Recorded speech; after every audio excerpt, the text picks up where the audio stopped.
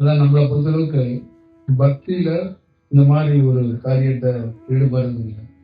தியானத்துல உயர்ந்த தியானமா அந்த உள் உணர்வுல ஒரு அன்னதானம் என்பது ஒரு உயர்ந்த செயலாக ஒரு மனிதனுக்கு ஒரு ஞான வடிவத்துல கிடைக்கும்.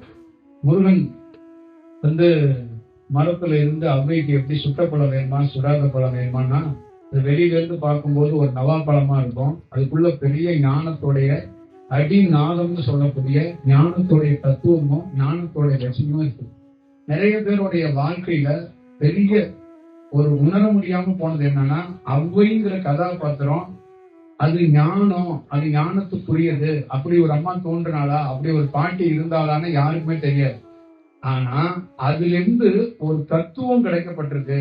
அவ்வைங்கிற ஒரு கதாபாத்திரத்திலிருந்து பிரபஞ்சத்திலிருந்து ஒரு ஞான வடிவம் கிடைக்கப்பட்டிருக்கு. அவ்வை, விநாயகர், முருகன், ஐயப்பன், இது எல்லாமே உடல்ல இருக்கிற தத்துவம். உடல்ல இருக்கிற உங்க நரம்போட செயல்ல இருந்து தான் கனெக்ட் பண்ணிருக்காங்க. அப்ப அவ்வை பிராட்டி ஒருத்தி தோன்றினாளா அப்படிங்கறதுல கேள்விக்குறி இருக்கு. அது அவ்வை பிராட்டி தோன்றினாளா என்ன கேட்டா தோண்டி இருக்கிறதுக்கு வாய்ப்புகள் ரொம்ப குறைவு அப்படின்னு நான் சொல்றேன். அவ என்னன்னா நல்லா ஞாபகம் வச்சுக்கோங்க. அப்ப எனக்குள்ளேயும் நல்லா ஞாபகம் வச்சுக்கோங்க. ஒரு அவதாரம், ஒரு ஞானி அப்படிங்கறதெல்லாம் தாண்டி பிரபஞ்சத்துல இருந்து ஒரு அலைவரிசை தியானத்துல ஒரு உயர்ந்த செயல் மேல இருந்து ஆகாயத்துல இருந்து ஒருத்தருக்கு கிடைக்கப்படும். அப்ப கிடைக்கும் போது அவருக்கு என்ன ஆகுதுன்னா அவர் மனித தன்மையிலிருந்து கடந்து வேற ஒரு தன்மைக்கு செயல்படுறார். அப்ப அவருக்குள்ள இருந்து அந்த பார்வை, அவருடைய நடை, அவருடைய பேச்சு, அவருடைய வடிவம் எல்லாம் மாறுது. அதே வடிவத்தில் இருந்துதான் அப்ப அவருடைய ரெகுலர் ஃபார்முலாவில இருந்து அவர் மாறுறாரு. திருவண்ணாமலையில வச்சுக்கோங்க, ஒரு சின்ன இடம் கிடைச்சுன்னா 2 ரூம் கிடைச்சு 2 ரூம் போட்டு அதுக்கு மேல இன்னொரு ரூம் போட்டு வாடகை கொடுத்துடலாம்னு காத்துட்டு இருக்கிறாரு. அப்ப இங்க இருக்கிற எல்லா பேருமே இங்க இருக்கிற எந்த ஆசிரமமா இருக்கட்டும், திருவண்ணாமலை மண்ணை சார்ந்தவங்க ஆசிரமமே இல்லை. இந்த திருவண்ணாமலை மண்ணை சார்ந்து பூர்வக்குடியா இருக்கிறவங்க எத்தனை பேர் அன்னதானம் பண்றாங்க அப்படின்னு நீங்க ஒரு லிஸ்ட் எடுத்துட்டு வாங்க. திருவண்ணாமலையில் இருக்கிற இந்த மண்ணிலேயே பிறந்து வளர்ந்தவங்க என்னென்ன வேலை பாக்குறாங்க இந்த அண்ணாமலையாருக்காகவோ இந்த கோவிலுக்காக என்ன இருக்குன்னா, இங்கு பூர்வக்குடியாக இருக்கிறவங்க தாண்டி வெளியில இருந்த இந்த தியானத்துக்காக இங்க ஒரு வடிவத்துக்காக ஞானத்துக்காக தேடி வந்த அத்தனை பேர் தான் இதை பண்றாங்க. அப்ப இந்த பூர்வக்குடியாக இருக்கிறவங்க எல்லாருமே அதை ஒரு வியாபார யுக்தியா தான் பயன்படுத்துறாங்க. அப்ப ஒரு வியாபார யுக்திக்குள்ள அங்க போயிடுறாங்க. அப்ப வணிகத்தோட அவங்க பயன்படுறாங்க. இந்த கோவில் இருக்கிறதுனால என் குடும்பம் வாழுது, என் சங்கதி வாழுதுங்கிறாங்க. தவறு கிடையாது. ஆனா இதை எப்படி பார்க்கணும்னா உணர்தல். அவங்களால இந்த கோவில உணர முடியல, எனக்கோ என் குடும்பத்துக்கோ அது ஒரு செல்வமோ ஒரு நல்ல விஷயமோ அளிக்குது அப்படின்னா இங்க லோக்கல்ல உள்ளவங்க உணர்றாங்க. அப்ப வெளியில இருந்து வர்ற ஒரு சன்னியாசி எனக்கு ஒண்ணும் தேவையில்லை, என்னை நம்பி யாராவது ஒரு 4 பேர் இந்தங்க நீங்க வச்சுக்கங்கன்னு என்கிட்ட ஒரு பொருளை கொடுத்தா அந்த பொருளையும் பிறருக்காக நான் கொடுக்கறேன் அப்படிங்கிறான். அப்ப அவன் உணர்ந்து இருக்கிறது என்ன உணர்ந்து இருக்கிறான்னு பாருங்க. இப்ப இதுல இருந்து நீங்க என்ன புரிஞ்சுக்கணும்னா, இறைவன் கடவுள்ங்கிறது பாடலாகவோ இல்ல வடிவமாகவோ வணங்குவதாகவோ நீங்க எல்லாம் செய்வதற்கு முக்கியமான காரணம் நீங்க எவ்வளவு தூரம் அதை உணர்ந்து இருக்கீங்கிறதா அது காட்டுது. அந்த உணர்தல் தான் ஒரு மனிதனுடைய வளர்ச்சியோ மாற்றமோ இருக்கும்.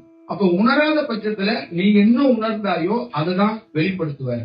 அப்ப இங்க இருக்கிறவங்களுக்கு என்ன உணரப்படுதோ, என்ன காட்டப்படுதோ, என்ன எண்ணமாக வருதோ அதுதான் அவங்க செய்யறாங்க.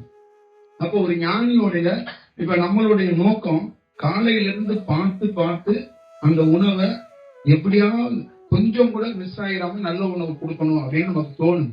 இந்த தோணுதல் எப்படி தோணும், இந்த வடிவம் எப்படி தோணும்? அப்ப நமக்குள்ள இருந்து என்னன்னா எதுவும் வேண்டாம், நமக்கு இருக்கிற 4 மாணவர்கள் 10 மாணவர்கள் வச்சு நீ எந்த பொருளா இருந்தாலும் இங்க வர்ற மக்களுக்கு அதை ஒரு நல்ல வடிவத்துல நம்ம கொடுப்போம் அப்படின்னு. இதுக்கு மெயின் காரணம் பக்தி இல்ல. அப்ப அந்த உணர்வுகளாவே அப்படிதான் தோணுது. பிறருக்கு உதவு, பிறருக்கு ஏதாவது செய், பிறருக்கு ஒண்ணுகிட்டே இருந்து இருக்கிற பொருளை கொடு.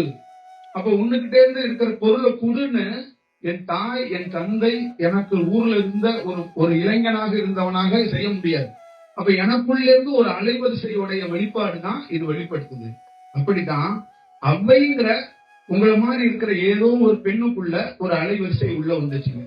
நீங்க என்ன நினைச்சிருக்கீங்க, அவ்வை பிராட்டின்னு ஒருத்தி இருந்தா, ஒருத்தி பிறந்தா, ஒருத்தி வாழ்ந்தா, மாம்பழம் கதையை சொல்லிக்கிட்டு அந்த பக்கமே ஒரு கதையை சொல்லிக்கிட்டே பல ஆண்டுகளா உட்கார்ந்துருக்கீங்க. அவ்வை பிராட்டிங்கிறவ ஒரு அலைவரிசை. இங்க இருக்கிற எந்த பெண்ணுக்குள்ள வேணாலும் அவ இறங்குவா. ஏன் ஒரு ஆணுக்குள்ளேயும் இறங்குவா. அந்த அலைவரிசை வந்தா தத்துவங்களையோ ஞானத்தையோ வடிவத்தையோ அவள் அலைவரிசையிலிருந்து நிறைய விஷயங்களை அவர் இந்த மண்ணுக்கு கொடுத்தாங்க. அப்படிதான் நால்வர், அப்படிதான் அவ்வை, அப்படிதான் விநாயகர், அப்படிதான் முருகர், அப்படிதான் ஐயப்பன், அப்படிதான் 63 நாயன்மார்கள். யாரும் செப்பரேட்டா ஒரு தனி மனிதனாக அவதரிக்கல, பிறக்கல. இது பல பேருக்கு தெரியல. ஸ்ரீராமச்சந்திரமூர்த்தி அலைவரிசை, கிருஷ்ண பரமாத்மா அலைவரிசை, சிவன் அலைவரிசை, பெருமாள் அலைவரிசை. இது எல்லாம் உயர்ந்த பிரபஞ்சத்துல ஒரு பேர் அணுக்களாக, பேர் செயலாக, ஒரு கணிக்க முடியாத பேர் அலைவரிசையாக இருக்கு. அந்த அலைவரிசை ஒருத்தருடைய உடல்ல அட்டாச் ஆகுது. அப்ப ஆகும்போது அவருடைய எண்ணம், அவருடைய மனம், அவருடைய கண்கள், அவருடைய செவிகள் எல்லாமே அவருக்கு மாறி போய் முழு சிந்தனையும் என்ன ஆகுதுன்னா பிறருக்காக ஒரு வாழ்ற மாதிரி ஒரு சூழல், ஒரு தோற்றம் உருவாகும். அப்ப அவருடைய நோக்கம் எப்படி இருக்கு? கால் போற இடத்துக்கு எல்லாம் போறாரு, ஒரு இடத்துல ஒரு அகவல் பாடுறாரு, ஒரு இடத்துல ஒரு வடிவத்தை பண்றாரு, அங்க உட்கார்றாரு. அவருடைய அந்த செயல் எல்லாமே அந்த அலைவரிசையிலிருந்து எதெல்லாம் கிடைக்குதோ அந்த பகுதிக்கோ அந்த மக்களுக்கோ நல்ல நல்ல செயல்களை, சிந்தனையை கொடுத்துக்கிட்டே போறாரு. இப்படிதான் பட்டினத்தாரும், இப்படிதான் அருணகிரிநாதரும், இப்படிதான் மாணிக்க வாசகரும். அப்ப தனிப்பட்ட முறையில இங்க இருக்கிற ஒவ்வொருத்தருக்குள்ளயும் ஒரு மனிதர் மாதிரி ஒரு இறைவனையோ கடவுளையோ நம்ம பார்ப்பது கூடாது. அப்ப இறைவன் அப்படிங்கிறது கருவுல நீங்களும் நானும் தாயோடைய கருவுல இருந்து உருவானவங்க. ஆனா இறைவன் என்பது தாயோட கருவுல உருவாக மாட்டாரு, தாயோட கருப்பையில போய் தங்க மாட்டாரு. அப்ப அவரு வளர்ந்து குழந்தை வந்து பாத்தீங்களா, அந்த குழந்தை வரும்போது அதோட காற்றோட காற்றாக போய் அலைவரிசையாக உள்ள ஐக்கியமாகிறார். அப்ப ஐக்கியமாகும் போது என்ன ஆகுது?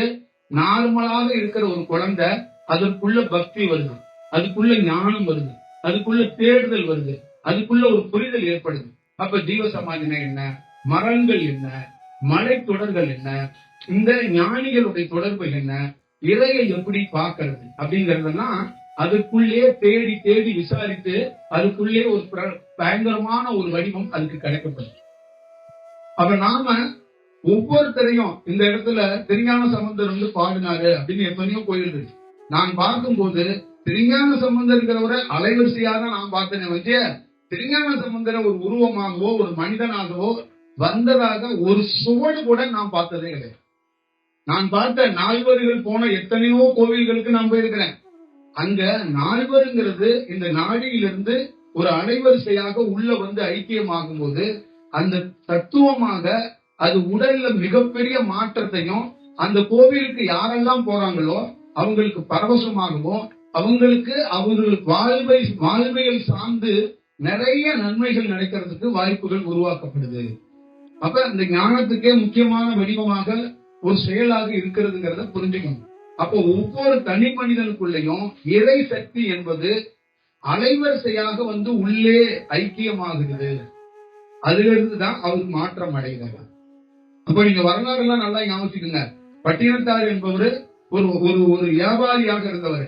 அருணகிரிநாதர் இதே ஊர்ல தன்னுடைய ஒரு நல்ல ஒரு குடும்பத்திலிருந்து இருந்துகிட்டு அவரு ஒரு சந்தோஷமான தன்னுடைய வாழ்க்கையை நடத்தினவர். மாணிக்கவாசகருடைய வரலாறுல ஒரு ராஜ்யத்துக்குள்ள இருக்கிற ஒரு பொறுப்புல இருக்கக்கூடியவராக இருந்திருக்கிறார். அதே மாதிரிதான் தாய்மானவரையும் ஒரு பொறுப்புல இருக்கிறார் சொல்றாங்க. அப்ப இவங்க எல்லாம் எங்க சேஞ்ச் ஆனாங்க? இவங்களுக்குள்ள இருந்து எப்படின்னா அந்த மனித அறிவுல இருந்து உருவாகல, மனித வடிவத்திலிருந்து மனித வடிவத்துக்குள்ள தன்னுடைய படிப்போ தன்னுடைய அறிவை வைத்து இவ்வளவு பெரிய செயலை செய்ய முடியாது, இவ்வளவு பெரிய வடிவத்தை பண்ணிட முடியாது. அப்ப இவர்களுக்குள்ள அந்த மாணிக்கவாசகர் குதிரை வாங்க போன இடத்துக்குள்ள என்னன்னா ஒரு இடத்துக்குள்ள ஒரு மரமோ ஒரு கரையோ ஒரு இடத்துக்குள்ள உட்கார்ந்து ஒருத்தன் இழப்பா இருக்கும் போது தியானம் பண்ணும் போது தன்னையே மறந்து அங்க ஒரு அலைவரிசை உள்ள வரும்போது அவன் தன்னை மறந்துறான். அப்ப அவனுக்குள்ள என்ன இருக்கு? ஆசை என்ற சொல் அறுக்கப்படுகிறது. அப்ப மாணிக்கவாசகருக்குள்ள என்ன நடந்திருக்கு? குதிரை, பதவி, தான், உடல் எல்லாத்தையும் மறக்கிறார். அப்ப எல்லாத்தையும் மறந்துட்டு அவருடைய விஷயம் என்ன? அவர் பேசினாவே தத்துவமாகுது, அவர் பேசினாவே ஞானமாகுது. அப்ப அந்த வடிவத்துக்கு ஒருத்தர் எப்படி மாறப்பட்டிருக்கிறாரு அப்படிங்கறத பார்க்கணும். அப்ப அவருக்குள்ள இருந்து திருவாசகம் என்ற ஒரு வாசகம் பிறக்கிறது. அப்ப திருவாசகங்கிறது என்னன்னா முழுக்க முழுக்க அலைவரிசையால உருவாக்கப்பட்டது. நீங்க எந்த உயர்ந்த மனிதனும் அந்த திருவாசகத்தை தியானமா பார்த்தானா அதுக்குள்ள ஞானம் ஒளிஞ்சிருக்குன்னு தெரியும். அது பாடலா, அது பக்தியா கிடையாது. அதெல்லாம் ஒரு உயிர் சக்தியிலிருந்து ஒரு அலைவரிசையிலிருந்து கிடைக்கப்படுறது. அப்ப மாணிக்க வாசகர்ங்கிற ஒரு மனிதனுக்குள்ளே ஒரு உயர்ந்த அலைவரிசை உள்ளே செலுத்தப்படும் போதுதான் அந்த திருவாசகம் பிறக்கிறது, அங்க உயர்ந்த செயல் பிறக்கிறது, அங்க உயர்ந்த வடிவம் பிறக்கிறது. அங்க அந்த மதுரையை சுற்றி இருக்கின்ற ஒரு நல்ல வடிவங்கள், அழகர் கோயிலா இருக்கட்டும், வைகை கரையா இருக்கட்டும், மீனாட்சி சுந்தரேஸ்வரோட கோவிலா இருக்கட்டும், இந்த வடிவம் எல்லாம் பிறக்கிறதுக்கு, உருவாகிறதுக்கு, மதுரை மண் செழிப்பதற்கு, மதுரை மண் வாழ்வதற்கு, ஒரு பெரிய புராணம் உருவாவதற்கு, மாணிக்க வாசகன் கொண்ட ஒரு உடல் கொண்ட ஒருத்தருக்குள்ள ஒரு பேர் அலைவரிசையாக இறங்கும் போது அங்க மதுரை மண் செழிக்கப்படுகிறது, ஒரு உயர்ந்த செயல் உருவாக்கப்படுகிறது. ஒவ்வொரு ராஜாக்குள்ளையும் ஒரு அலைவரிசை கிடைக்கலன்னா ஒரு தூணை கூட ஒரு ராஜாவால உருவாக்கி இருக்க முடியாது. ஏன்னா ஒவ்வொரு ராஜாவோட பேக்ரவுண்ட வரலாறுகளை நீங்க எடுத்து பாத்தீங்கன்னா தெரியும். ராஜாக்கள் கோயில் கட்டுறதுக்கான மிக முக்கியமான காரணம் அவங்களுக்குள்ள இருந்த அலைவரிசை தான். அப்ப நீங்க மிகப்பெரிய ஒரு தத்துவமோ ஒரு ஒரு வடிவமோ கிடைக்குதுன்னா நீங்க உங்க தோற்றத்தை வைத்து, உங்க வடிவத்தை வைத்து ஒரு கதாபாத்திரமா சித்தரிச்சிருக்கீங்க. அவ்வை ஒருத்தி பிறந்தாள் அப்படிங்கிறதுக்கு எந்த சான்றிதழும் இங்க நிறைய வரலாறு இருக்கலாம். ஆனா அவ்வைங்கிறது ஒரு அலைவரிசைங்கிறத நான் பார்த்திருக்கிறேன். அது ஒரு முழுக்க ஒரு அலைவரிசை, ஒரு மின்சார தன்மை கொண்ட ஒரு அலைவரிசை. ஒருத்தருடைய உடல்ல இறங்கி தன் என்னென்ன பணி செய்யணுமோ அதை அந்த உடலை வச்சு பயன்படுத்திக் கொள்ளும். இப்ப என் உடலை வைத்து எத்தனையோ அலைவரிசைகள் பயன்படுத்தி இருக்கு, நான் அதை கண்கூடாக பார்த்திருக்கிறேன். இந்த மாதிரி உயர்ந்த செயலை, இந்த மாதிரி உயர்ந்த காரியத்தை, பொது காரியத்தை பிறருக்கு செய்யணும்னா மனம் இல்லாம செய்யணும், ஆசை இல்லாம செய்யணும். காட்டு எப்படி இருக்கணும்னா பக்தியா, இல்ல வேற ஏதோ ஒரு நம்ம குடும்பம் நல்லா இருக்கணும், நம்மளை சார்ந்தவங்க நல்லா இருக்கணும், அதே நேரத்துல நாம ஒரு பக்தி மார்க்கத்துல இந்த பரப்புரையா இருக்கணும்னு செய்யக்கூடாது. நான் பார்த்திருக்கிறேன், யாராலையும் யூகிக்க கூட முடியாத ராமேஸ்வரம் கடல்ல உயர்ந்த ஸ்ரீராமச்சந்திர மூர்த்தியோட அலைவரிசையை பார்த்திருக்கிறேன். உயர்ந்த அலைவரிசையான நாக தத்துவத்துக்குள்ள, கருணாவு தத்துவத்துக்குள்ள நீங்க வணங்கக்கூடிய ஆதிசேஷனை அலைவரிசையா பார்த்திருக்கிறேன். அப்ப இதெல்லாம் ஒரு உருவமா நான் பார்க்கல, ஒரு உருவமா பார்க்க வேண்டிய அவசியம் இல்ல, ஒரு உருவம் இல்ல. அதனாலதான் பேர் அலைவரிசையா இருக்கிறது என பல நாள் என்னை கண்டித்தது, பல நாள் என்னை வழிநடத்தியது. என்ன வழிநடத்தியதுன்னா, ஒரு பொழுதும் என்னை ஒரு அவதாரம் என்று சொல்லாதே. யார்? முருகன், சிவன், விஷ்ணு, இந்த மாதிரி உயர்ந்த கடவுளாக இந்த உலகத்துல வணங்கப்படுற நீங்க எல்லாருமே அவர்களை ஒரு அவதாரமாகவும் அவர்களே மனிதனாக பிறந்தது போலவும் நீங்கள் உங்களை போலவே அவரை சித்தரித்துக் கொண்டு வழிபட்டுக் கொண்டிருக்கிறீர்கள். அதை முதலில் எனக்கு கலைந்தார். அந்த தத்துவத்தை முதல்ல கலைந்து, அவதாரம் என்பது இல்ல, காசி விஸ்வநாதன் என்பது ஒரு மனிதனாக பிறக்கவில்லை, அண்ணாமலையார் என்பது ஒரு மனிதன் அல்ல, ஒரு மனித தோற்றம் அல்ல, அது ஒரு அலைவரிசை. அருணாச்சலம் என்பதும் மனிதன் அல்ல, மனித தோற்றம் அல்ல, அது ஒரு அலைவரிசை. உண்ணாமலை என்பது ஒரு பெண் அல்ல, ஒரு வடிவம் அல்ல, அது ஒரு அலைவரிசை. அப்ப சந்திரனும் சூரியனுக்குள்ள ஒரு அலைவரிசை எப்படி உண்மையாக நுட்பமாக ஆகாயத்திலிருந்து கிடைக்கப்படுகிறதோ அதே போலதான் ஒரு அலைவரிசை என்பது கிடைக்கப்படுகிறது. ஒரு அலைவரிசையால் மட்டுமே தான் ஒருவன் தியானத்தில் உயர்ந்த தியானத்தை பார்க்கிறான், உயர்ந்த சிந்தனையை அடைகிறான், உயர்ந்த தத்துவத்தை கொடுக்க நினைக்கிறான். அப்ப மனம் நிற்பது, அவனுடைய உடலிலிருந்து உடல் தன்மை மாறுவது, அவன் தியானத்தில் உயர்ந்த சிந்தனைக்கு போவது, சமாதி நிலையை நோக்குவது, இங்க இறை சிந்தனைகளையும் இறை சித்தாந்தத்தையும் அவன் கண்டறிவதற்கு மிக முக்கியமான காரணம் அவனுக்குள்ளே இருக்குகின்ற அலைவரிசை தான்.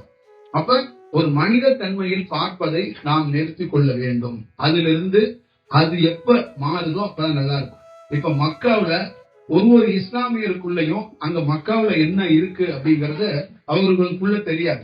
அந்த மக்காவுக்குள்ள 27 நட்சத்திரங்களும் ஒன்றாக சங்கமித்து ஒரே இடத்துல வாகித்து ஒரு மிகப்பெரிய வடிவம் அலைவரிசை கிடைக்கப்படுகிறது.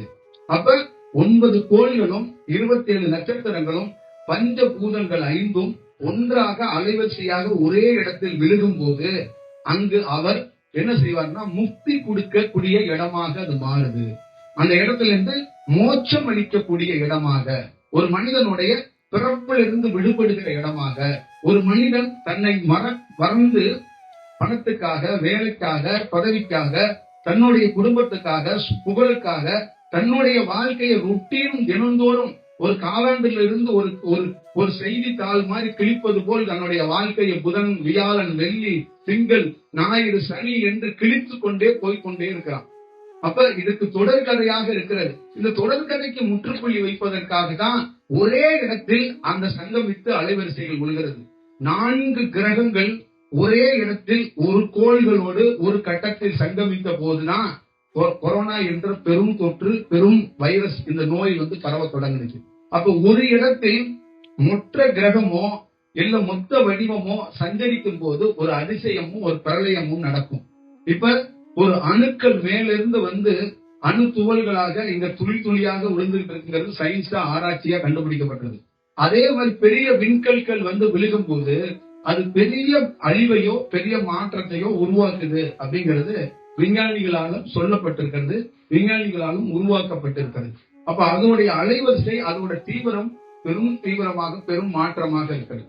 அப்ப உங்களுக்குள்ளிருந்து இதெல்லாம் புரிதல் இல்லாம நீங்க செய்யறதுனால நீங்களும் ஏமாந்து போறீங்க, பிறரையும் ஏமாத்துறீங்க. உங்களுக்குள்ள ஒரு நல்ல புரிதல் வேணும்னா இந்த பிரபஞ்சத்தை உள்வாங்கி ஒன்றும் இல்லாத ஒரு தன்மைக்குள்ள வரணும். அப்ப நீங்கள் ஒரு உருவம், எதிரில் இருக்கிறதையும் ஒரு உருவமாக வழிபடுவதோ ஒரு உருவமாகவே பார்ப்பதோ நீங்கள் எப்பொழுது தவிர்க்கப்படுகிறீர்களோ அப்பொழுது ஒரு உயர்ந்த செயலை உங்களுக்குள்ள உருவாக்கி கொள்ள முடியும். அப்ப நம்ம எத்தனையோ இடங்கள்ல போகும்போது அந்த அலைவரிசை தான் நம்மள பார்த்துச்சு. ஒரு எம்டியான குகை, ஒண்ணுமே இல்லை, யாருமே கிடையாது அந்த குகையில். ஒரு மலைத்தொடர், யாரும் கிடையாது.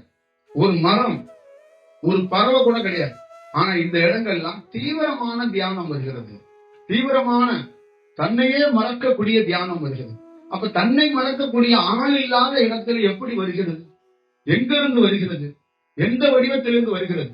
அப்ப அங்க ஒரு அலைவரிசையுடைய தன்மை எப்படி இருக்கிறது என்பதை நீங்க பார்த்துக்கணும். அப்ப அங்க மக்காவுல அந்த 27 நட்சத்திரங்களும் 9 கோள்களும் 5 பஞ்சபூதங்களும் ஒரே இடத்தில் அந்த அலைவரிசை உருவப்படுகிறது.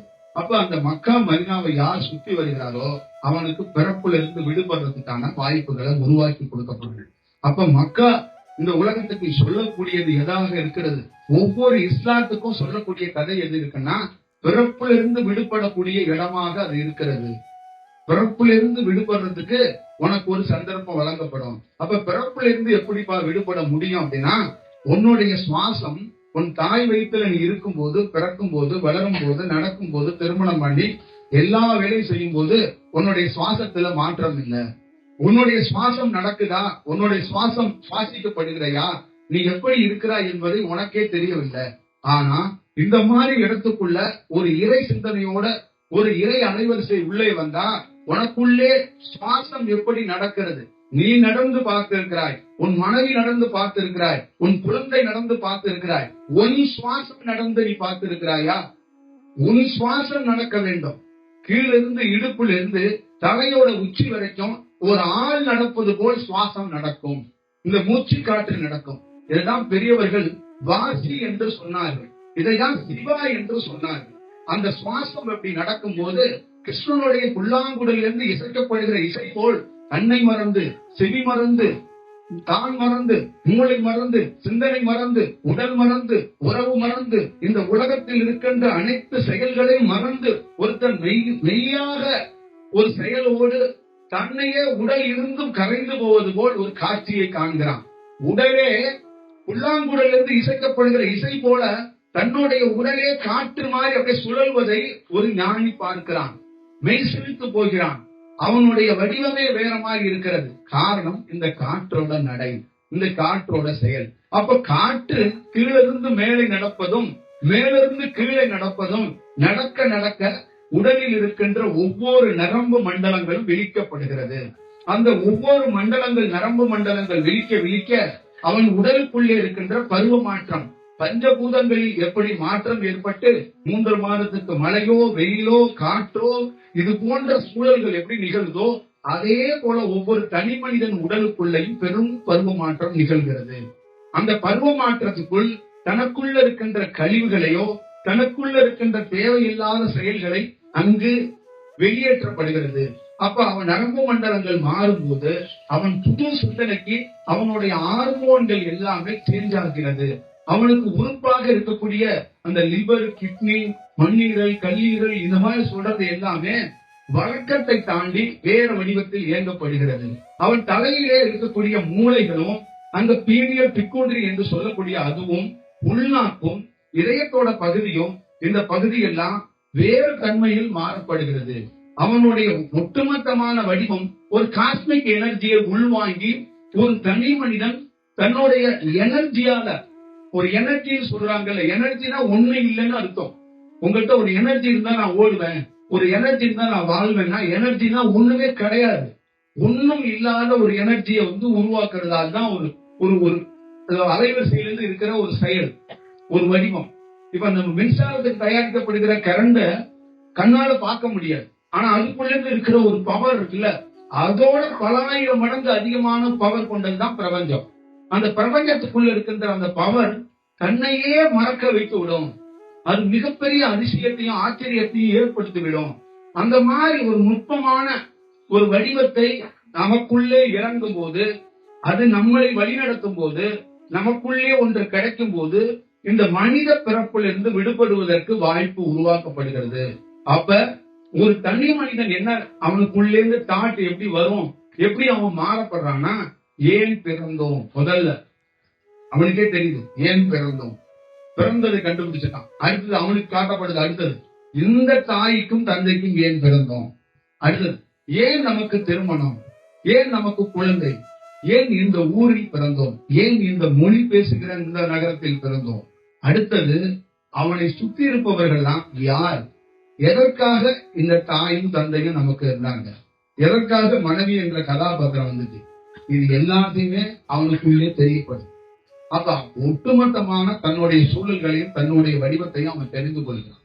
அப்ப அதிலிருந்து முற்றிலுமாக எல்லா வடிவத்திலிருந்து வெளியில வந்து, அப்ப அவனுக்குள்ள இருந்து அந்த அலைவரிசையில் அதோடைய வழிகாட்டுதலில் அதோடைய வெளிச்சத்தில் அவன் நடக்கிறான், அவன் போறான்.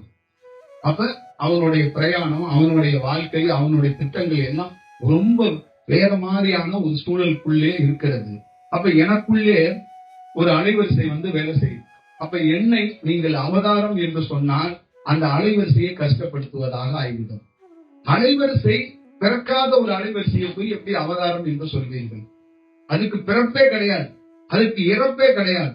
அதை போய் நீங்கள் அலைவரிசை என்பதோ, அதை ஒரு குருவமாக ஒரு இறைவன் போல நீங்க சித்தரிப்பதோ, அந்த அலைவரிசையை நீங்கள் கஷ்டப்படுத்துவது போல், அந்த அலைவரிசையை சங்கடப்படுத்துவது போல் ஒரு செயல் உருவாகி விடுகிறது.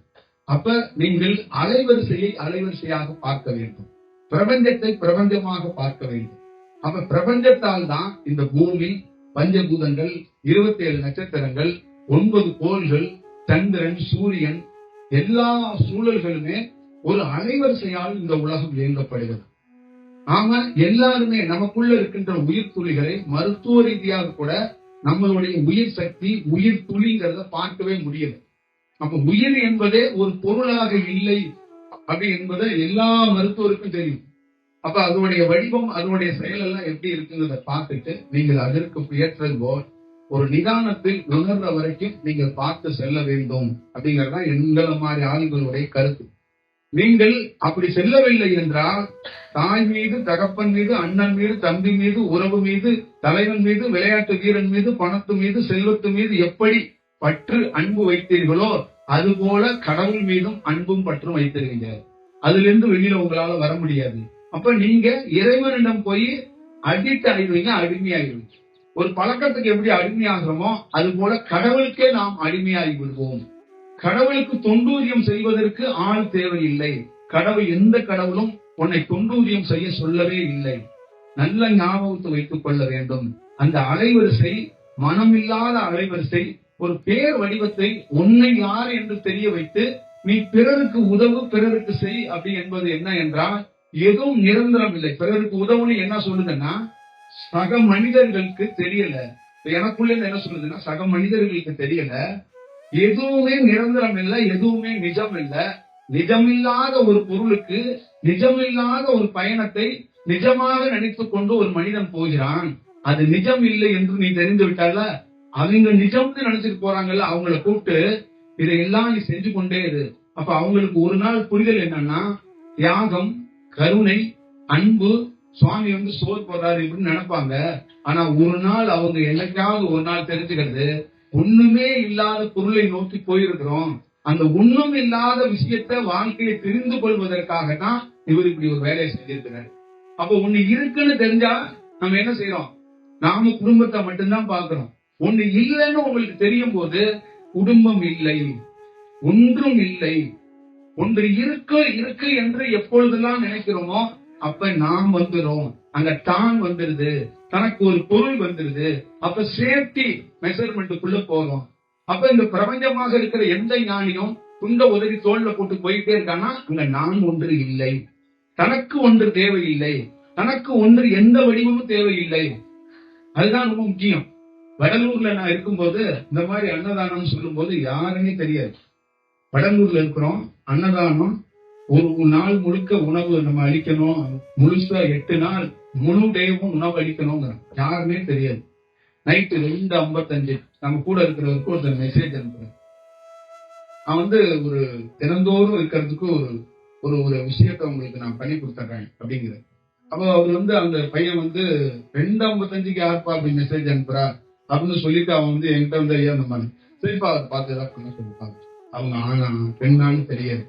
அப்ப அவரு 7 லட்சம் ரூபாய் தொகையை அனுப்பிச்சு வைக்கிறார். யாருமே தெரியாது. அது எத்தனை மணிக்கு அனுப்பிச்சு வைக்கிறாரு? இந்தியா டைம்ல 3:15 3:30 மணிக்கு இங்க உள்ள அக்கௌண்ட்ல இருந்து வருது.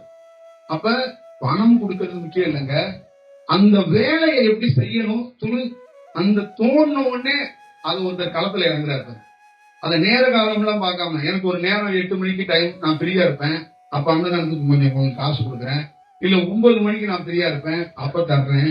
அப்ப 10 மணிக்கு நான் ஃப்ரீயா இருப்பேன். அதெல்லாம் இல்ல. ஒருத்தன் தோணுது, அந்த தோணும் போது ஒருத்தன் உடனடியாக கேட்டுட்டு ஒரு விஷயத்த பண்றான்.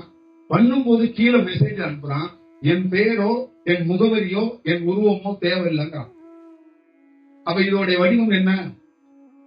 7 திரைய விலைக்கு ஜோதியை பார்த்த வடலூர் ராமலிங்க சுவாமி இடத்துல இருந்து ஒருத்தன் 7 லட்சம் ரூபாயை அன்னதானத்துக்கு அனுப்பிச்சு வைக்கிறான், கனடா நாட்டில. யாருமே தெரியாது. அப்ப ஒரு உயர்ந்த செயல் என்பது எது? ஒரு உயர்ந்த செயல் எது? இவர் யாருன்னு தெரியாது. மலேசியாவில் இருக்கும்போது ஒரு வாரம் முழுக்க நம்ம உணவு கொடுத்துட்டு இருக்கிறோம். நாள் முழுக்க உணவு நம்மளால முடிஞ்ச அந்த வைத்தியமா மருந்தா கொடுக்கணும்னு தியானத்துல வடிவத்துல நீ போய் நின்று அதை தொடங்கி வைன்னு சொல்லிருச்சு. அப்ப நம்ம தொடங்கி வைக்கிறதுக்காக வர்றோம். மாணவத்தை சொல்லிட்டு மலேசியாவிலிருந்து நம்ம நேரடியா வடலூர்ல போய் ராமலிங்க சுவாமிகளை பார்த்துட்டு இங்க தொடங்குவோம்னு போய் உட்கார்ந்துருக்கோம். அப்ப எந்த செயல்பாட்டுல இருந்து செல்வம் வரும், உணவு எப்படி கொடுக்க போறோம் எனக்கு தெரியாது. சொன்னது பிரபஞ்சம், நடத்துவது பிரபஞ்சம் நடத்தும் அப்படின்ட்டு தான் நம்ம வர்றோம். ஆனா யாருமே தெரியாத அந்த வடிவத்துக்குள்ள அங்க ஒருவர் காத்து இருக்கிறார் பாருங்க. அப்ப ஒரு பையனை தடுத்து ஆட்கொண்டு, பையனோ பொண்ணையோ தடுத்து ஆட்கொண்டு அது மிகச் சரியான விஷயத்துக்கு உணவு போய் சேரணும் அப்படிங்கிறது பாருங்க. இது மனித அறிவுல சிந்தனைகள்ல நம்ம கிட்ட இருக்கிற பக்தர்கள் எல்லாம் ஒண்ணு சேர்ந்து வாங்க எல்லோரும் சேர்ந்து இறை பயணத்தை செய்வோங்கிறதெல்லாம் தாண்டி யார் யார் என்று தெரியாமலே ஒரு பணி செய்யறது இருக்கு பாருங்க. சாப்பிட போறவங்களும் சாப்பாடு கொடுக்குறவங்களும் யார் யாருன்னு தெரிஞ்சுக்க கூடாது. அதே மாதிரி உதவும் போதும் உதவுறவங்களும் உதவி பெறவங்களும் யார் யாருன்னு தெரிஞ்சுக்க கூடாது. இந்த அலைவரிசை லட்சோப லட்ச கோடிக்கணக்கான ஜனங்களை தான் யாரு பதஞ்சலி அலைவரிசை உதவுதா, ராமலிங்க அலைவரிசை உதவுதா, மாணிக்க வாசகருடைய அலைவரிசை உதவுதா, வாழை பரமேஸ்வரருடைய அலைவரிசை உதவுதான்னு இந்த உலகத்துல நிறைய பேருக்கு தெரியாது. கர்த்தரோ அல்லாவோ, ஒரு அண்ணா ஹிந்துக்கு உதவலாம், ஒரு கிறிஸ்துவர் ஒரு இந்துக்கு உதவலாம், ஒரு இந்து இருக்கிற மிகப்பெரிய மகான் ஒரு கிறிஸ்துவருக்கோ அல்லாவுக்கோ உதவலாம். ஆனா ஒரு ஹிந்து என்ன நினைக்கிறான்னா கிருஷ்ணன் தான் உதவனான்னு நினைக்கிறான். ஒரு கிறிஸ்துவர் என்ன நினைக்கிறான்னா கர்த்தர் தான் உதவுனார்னு நினைக்கிறான். ஒரு அல்லாஹ் கும்புறவன் என்ன நினைக்கிறான்னா நமக்கு அல்லாஹ் தான் உதவுன்னு நினைக்கிறான். ஆனா அங்கு எந்த அலைவரிசை வேணாலும் உதவி இருக்கலாம். அப்ப எந்த அலைவரிசை வேணாலும் ஒரு மனிதனை வழிநடத்தி இருக்கலாம். அப்ப அலைவரிசைக்கு பாகுபாடு இல்லை. அலைவரிசைக்கு எந்த ஒரு இந்த மனிதன் அந்த மனிதன் எந்த ஒரு செயலும் பார்க்கறது. அப்ப அதோடைய நோக்கம் எப்படி இருக்கு? ஒரு மனிதனுடைய கஷ்டத்தை, ஒரு மனிதனுடைய போராட்டத்தை அது வழிநடத்துறதுக்கு ஒரு அலைவரிசை உதவுது. அந்த அலைவரிசை தான் யாருமே காட்டிக்கொள்ள மாட்டேது, தான் யாருமே ஒருத்தரால கண்டுபிடிக்க முடியாது. அப்ப கண்டே பிடிக்க முடியாத ஒரு அலைவரிசை தன்னை வெளிக்காட்டிக்காத ஒரு அலைவரிசை பிறருக்கு உதவுவது. அப்ப அதோடைய நோக்கம் என்ன அப்படின்னா, ஒரே நோக்கம் தான். மனம் இல்லாத ஒரு ஒரு ஒரு அலைவரிசையோ ஒரு மனிதனோ இருந்தானா பிறருக்காக மட்டுமே வாழ்வான். அவனுக்கு மனம் இருந்துச்சுன்னா பிறருக்காக வாழவே மாட்டான். 100ல தமிழ்நாட்டுல, இந்தியாவுல, உலகத்துல 99% மகான்களுடைய ஜீவ சமாதியை பராமரிக்கிறவங்களோ, ஆசிரமத்தை பராமரிக்கிறவங்களோ, கோயில பராமரிக்கிறவங்களோ 99 விழுக்காடு பேரும் மனதோடு இருக்கிறான். சாமியை சுத்த விஷயம் ஆசையோடு ஒரு வேலை செய்யறான். ஆனா அங்கு சமாதியில் இருக்கிற ஒரு ஞானி மனம் இல்லாதவர்.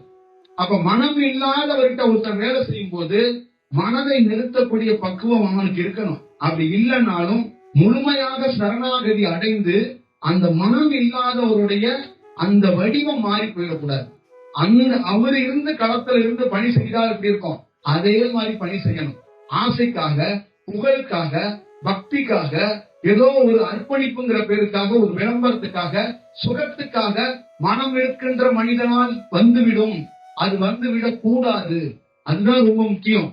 அப்ப மனம் இருக்கிற ஒரு மனிதனால் தன்னுடைய இறைவனையோ குருவையோ உணர்றது ரொம்ப கஷ்டம். அப்ப எப்படியாவது ஒரு நாள் அந்த மனதோடைய போக்கு குறையணும்னா ஒரு குரு கிட்டையோ ஒரு இறைவன் கிட்டையோ தன்னையே மறந்து எந்த எதிர்பார்ப்பும் இல்லாமல் ஒருவன் இருக்க கற்றுக்கொள்ளணும். அப்ப இந்த மாதிரி இடத்துக்குள்ளேனா ஒருவர் மனம் இல்லாமல் ஒரு வேலையை தொடங்கி வைக்கிறார். நம்ம கிட்ட மனம் இருக்கு. அப்ப நாம ரொம்ப கவனமா இந்த உணவை எப்படி கொடுக்கணும் அப்படின்னா, நாமளே ஒன்றும் இல்லாத மாதிரி கொடுக்கணும். எதிர்பார்ப்போட கொடுத்துடக்கூடாது. அங்க எதிர்பார்ப்பே வரக்கூடாது. அதுதான் சொல்றோம், மனம் இருந்தா அங்க வேண்டுதல் இருக்காது. மனம் இருந்தா பாவ கர்மாவும் கிடையாது, புண்ணிய கர்மாவும் கிடையாது. நல்லது நடக்கும், நல்லது நடக்க போகுது, அதுக்காக உணவு கொடுப்போம் அப்படிங்கிறது மனம் படைத்த மனிதனோட விஷயம். ஒரு ஞானி நல்லதே நடக்குங்கிற அந்த வார்த்தையை கூட பயன்படுத்த மாட்டேன், அந்த சொல்லாடல் கூட இருக்காது. அப்ப அங்க என்ன இருக்குன்னா, அந்த சேவை மேலிருந்து பிரபஞ்சத்தால வழங்கப்படுது. அப்ப இந்த சேவைக்குள்ள இங்க எல்லாரும் ஏன் கலக்கப்படணும், எல்லாரும் ஏன் இணைக்கப்படணும்னா, ஒரு நாள் இந்த மாதிரி ஒரு டெய்லி செய்தி மாதிரி தான் யாருன்னு தெரியாம திண்டாடிக்கிட்டு இருக்க நமக்குள்ள ஒரு நல்ல உணவையோ ஒரு நல்ல குருவிடம் இருந்து இந்த மாயை பிறப்பிலிருந்து, இந்த மாயை சூழ்ச்சியான வாழ்க்கையிலிருந்து நீ விடுபடுவதற்கு ஒரு வாய்ப்பு உருவாக்கப்படுது.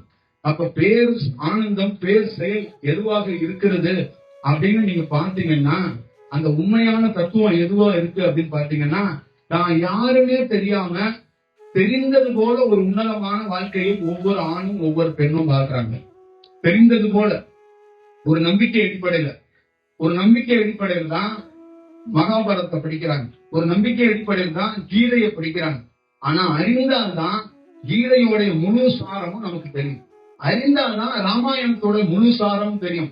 99 விழுக்காடு அருணகிரியை பற்றி படித்தவன் அறியாமலே அந்த சாறு உள்ள இறங்கணுங்க.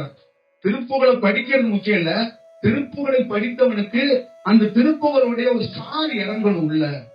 வைத்தியத்துல மிகப்பெரிய விஷயம் என்னன்னா, ஒரு இலையோ ஒரு தலையோ அதை கொதிக்க வைத்து அந்த சாரை தான் நம்ம அறிஞ்சோங்கிறாங்க. இந்த தியானத்துல மிக முக்கியமானது சாராக தலையோடைய உச்சியில் இருக்கக்கூடிய அந்த அமிர்தம் ஒருத்தனுக்கு கிடைக்கப்படணும். அப்ப நாத விந்தையே ஒரு சாராக பிழிந்து அந்த சார ஒருத்தன் அருந்தினானா அவன் ஞானியா மாறுவான். அப்ப திருப்புகளையோ திருவாசகத்தையோ சாரை அருந்தியவன் எனக்கு தெரிஞ்சு ஒருத்தன் கூட கிடையாது. சாரை அருந்தவே முடியாது. அந்த சாறு அருந்தனும், கரும்பு சக்கையை தூக்கிட்டு போய் எந்த பிரயோஜனம் கிடையாது. சாறு தான் ரொம்ப முக்கியம். அப்ப திருப்புகள்ல இருக்கிற அந்த சாரை அருந்தக்கூடிய அந்த வடிவத்தை எவன் பெற்றான்? பெறவே முடியல. அதை பெறுவதற்கு போராட்டம்.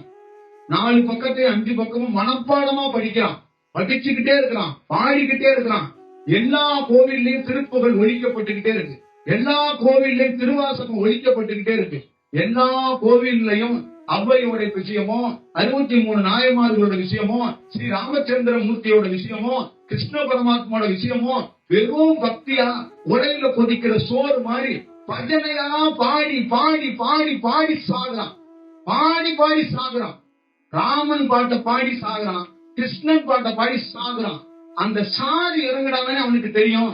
சாரி இறங்காதவனை வச்சுட்டு என்ன பண்ண முடியும்? சாரி இறங்காதவனை வச்சுட்டு என்ன பண்ண முடியும்? ஒரு ஞானியோட நோக்கம் என்ன?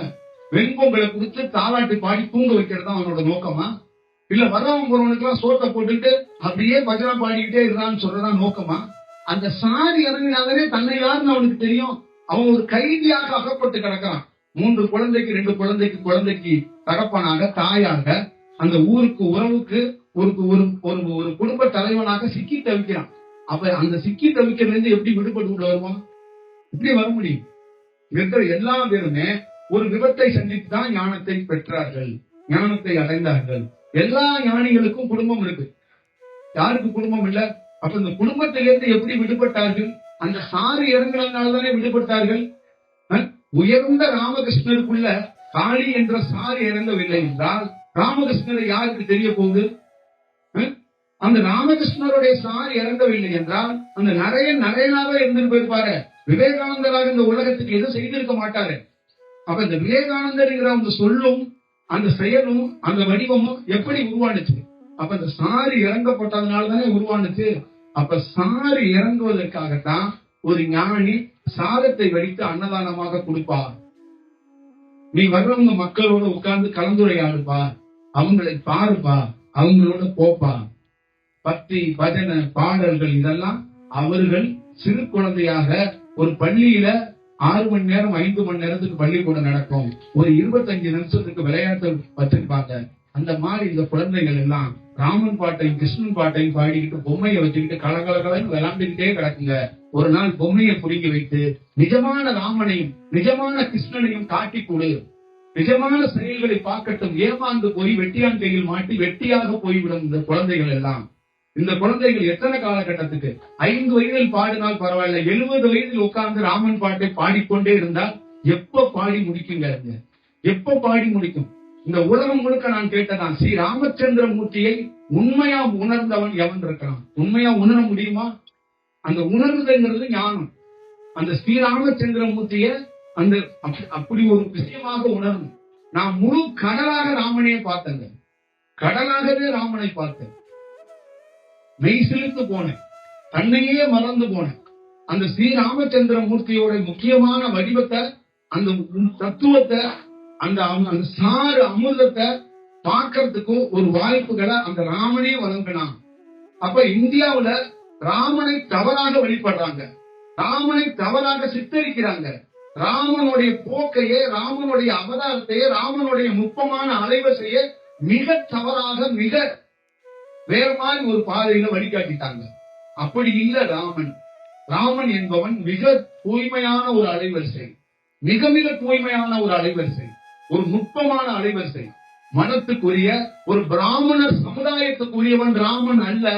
முதல்ல அது தெரிஞ்சுக்கணும். பிராமணர்களுக்கும் சித்தர்களுக்கும் தேவர்களுக்கும் எந்த தொடர்புமே கிடையாது. ஜாதியால மதத்தால எந்த ஞானிகளும் இந்த தொடர்புகளை முன்னிறுத்த மாட்டார்கள். ஜாதிக்கும் மதத்துக்கும் எல்லாருக்கும் அப்பாற்பட்டவன் தான் ஞானி. ஒரு ஞானி எப்படி ஜாதிக்குள்ள அடைக்க முடியும்? ஒரு ஞானியை எப்படி மதத்துக்குள்ள அடைக்க முடியும்?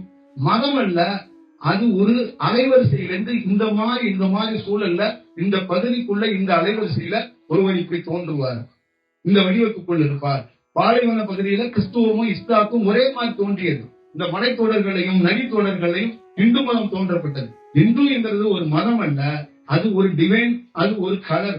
3 விதமான டிவைன்ஸ், 3 விதமான தன்மைகள், 3 விதமான அலைவரிசைகள், வெள்ளை, கருப்பு நிறம், ஒரு காவி நிறம். இந்த மாதிரி 3 விதமான நிறங்கள்ல ஒரு வடிவம் தோன்றப்பட்டது, ஒரு அலைவரிசை தோன்றப்பட்டது.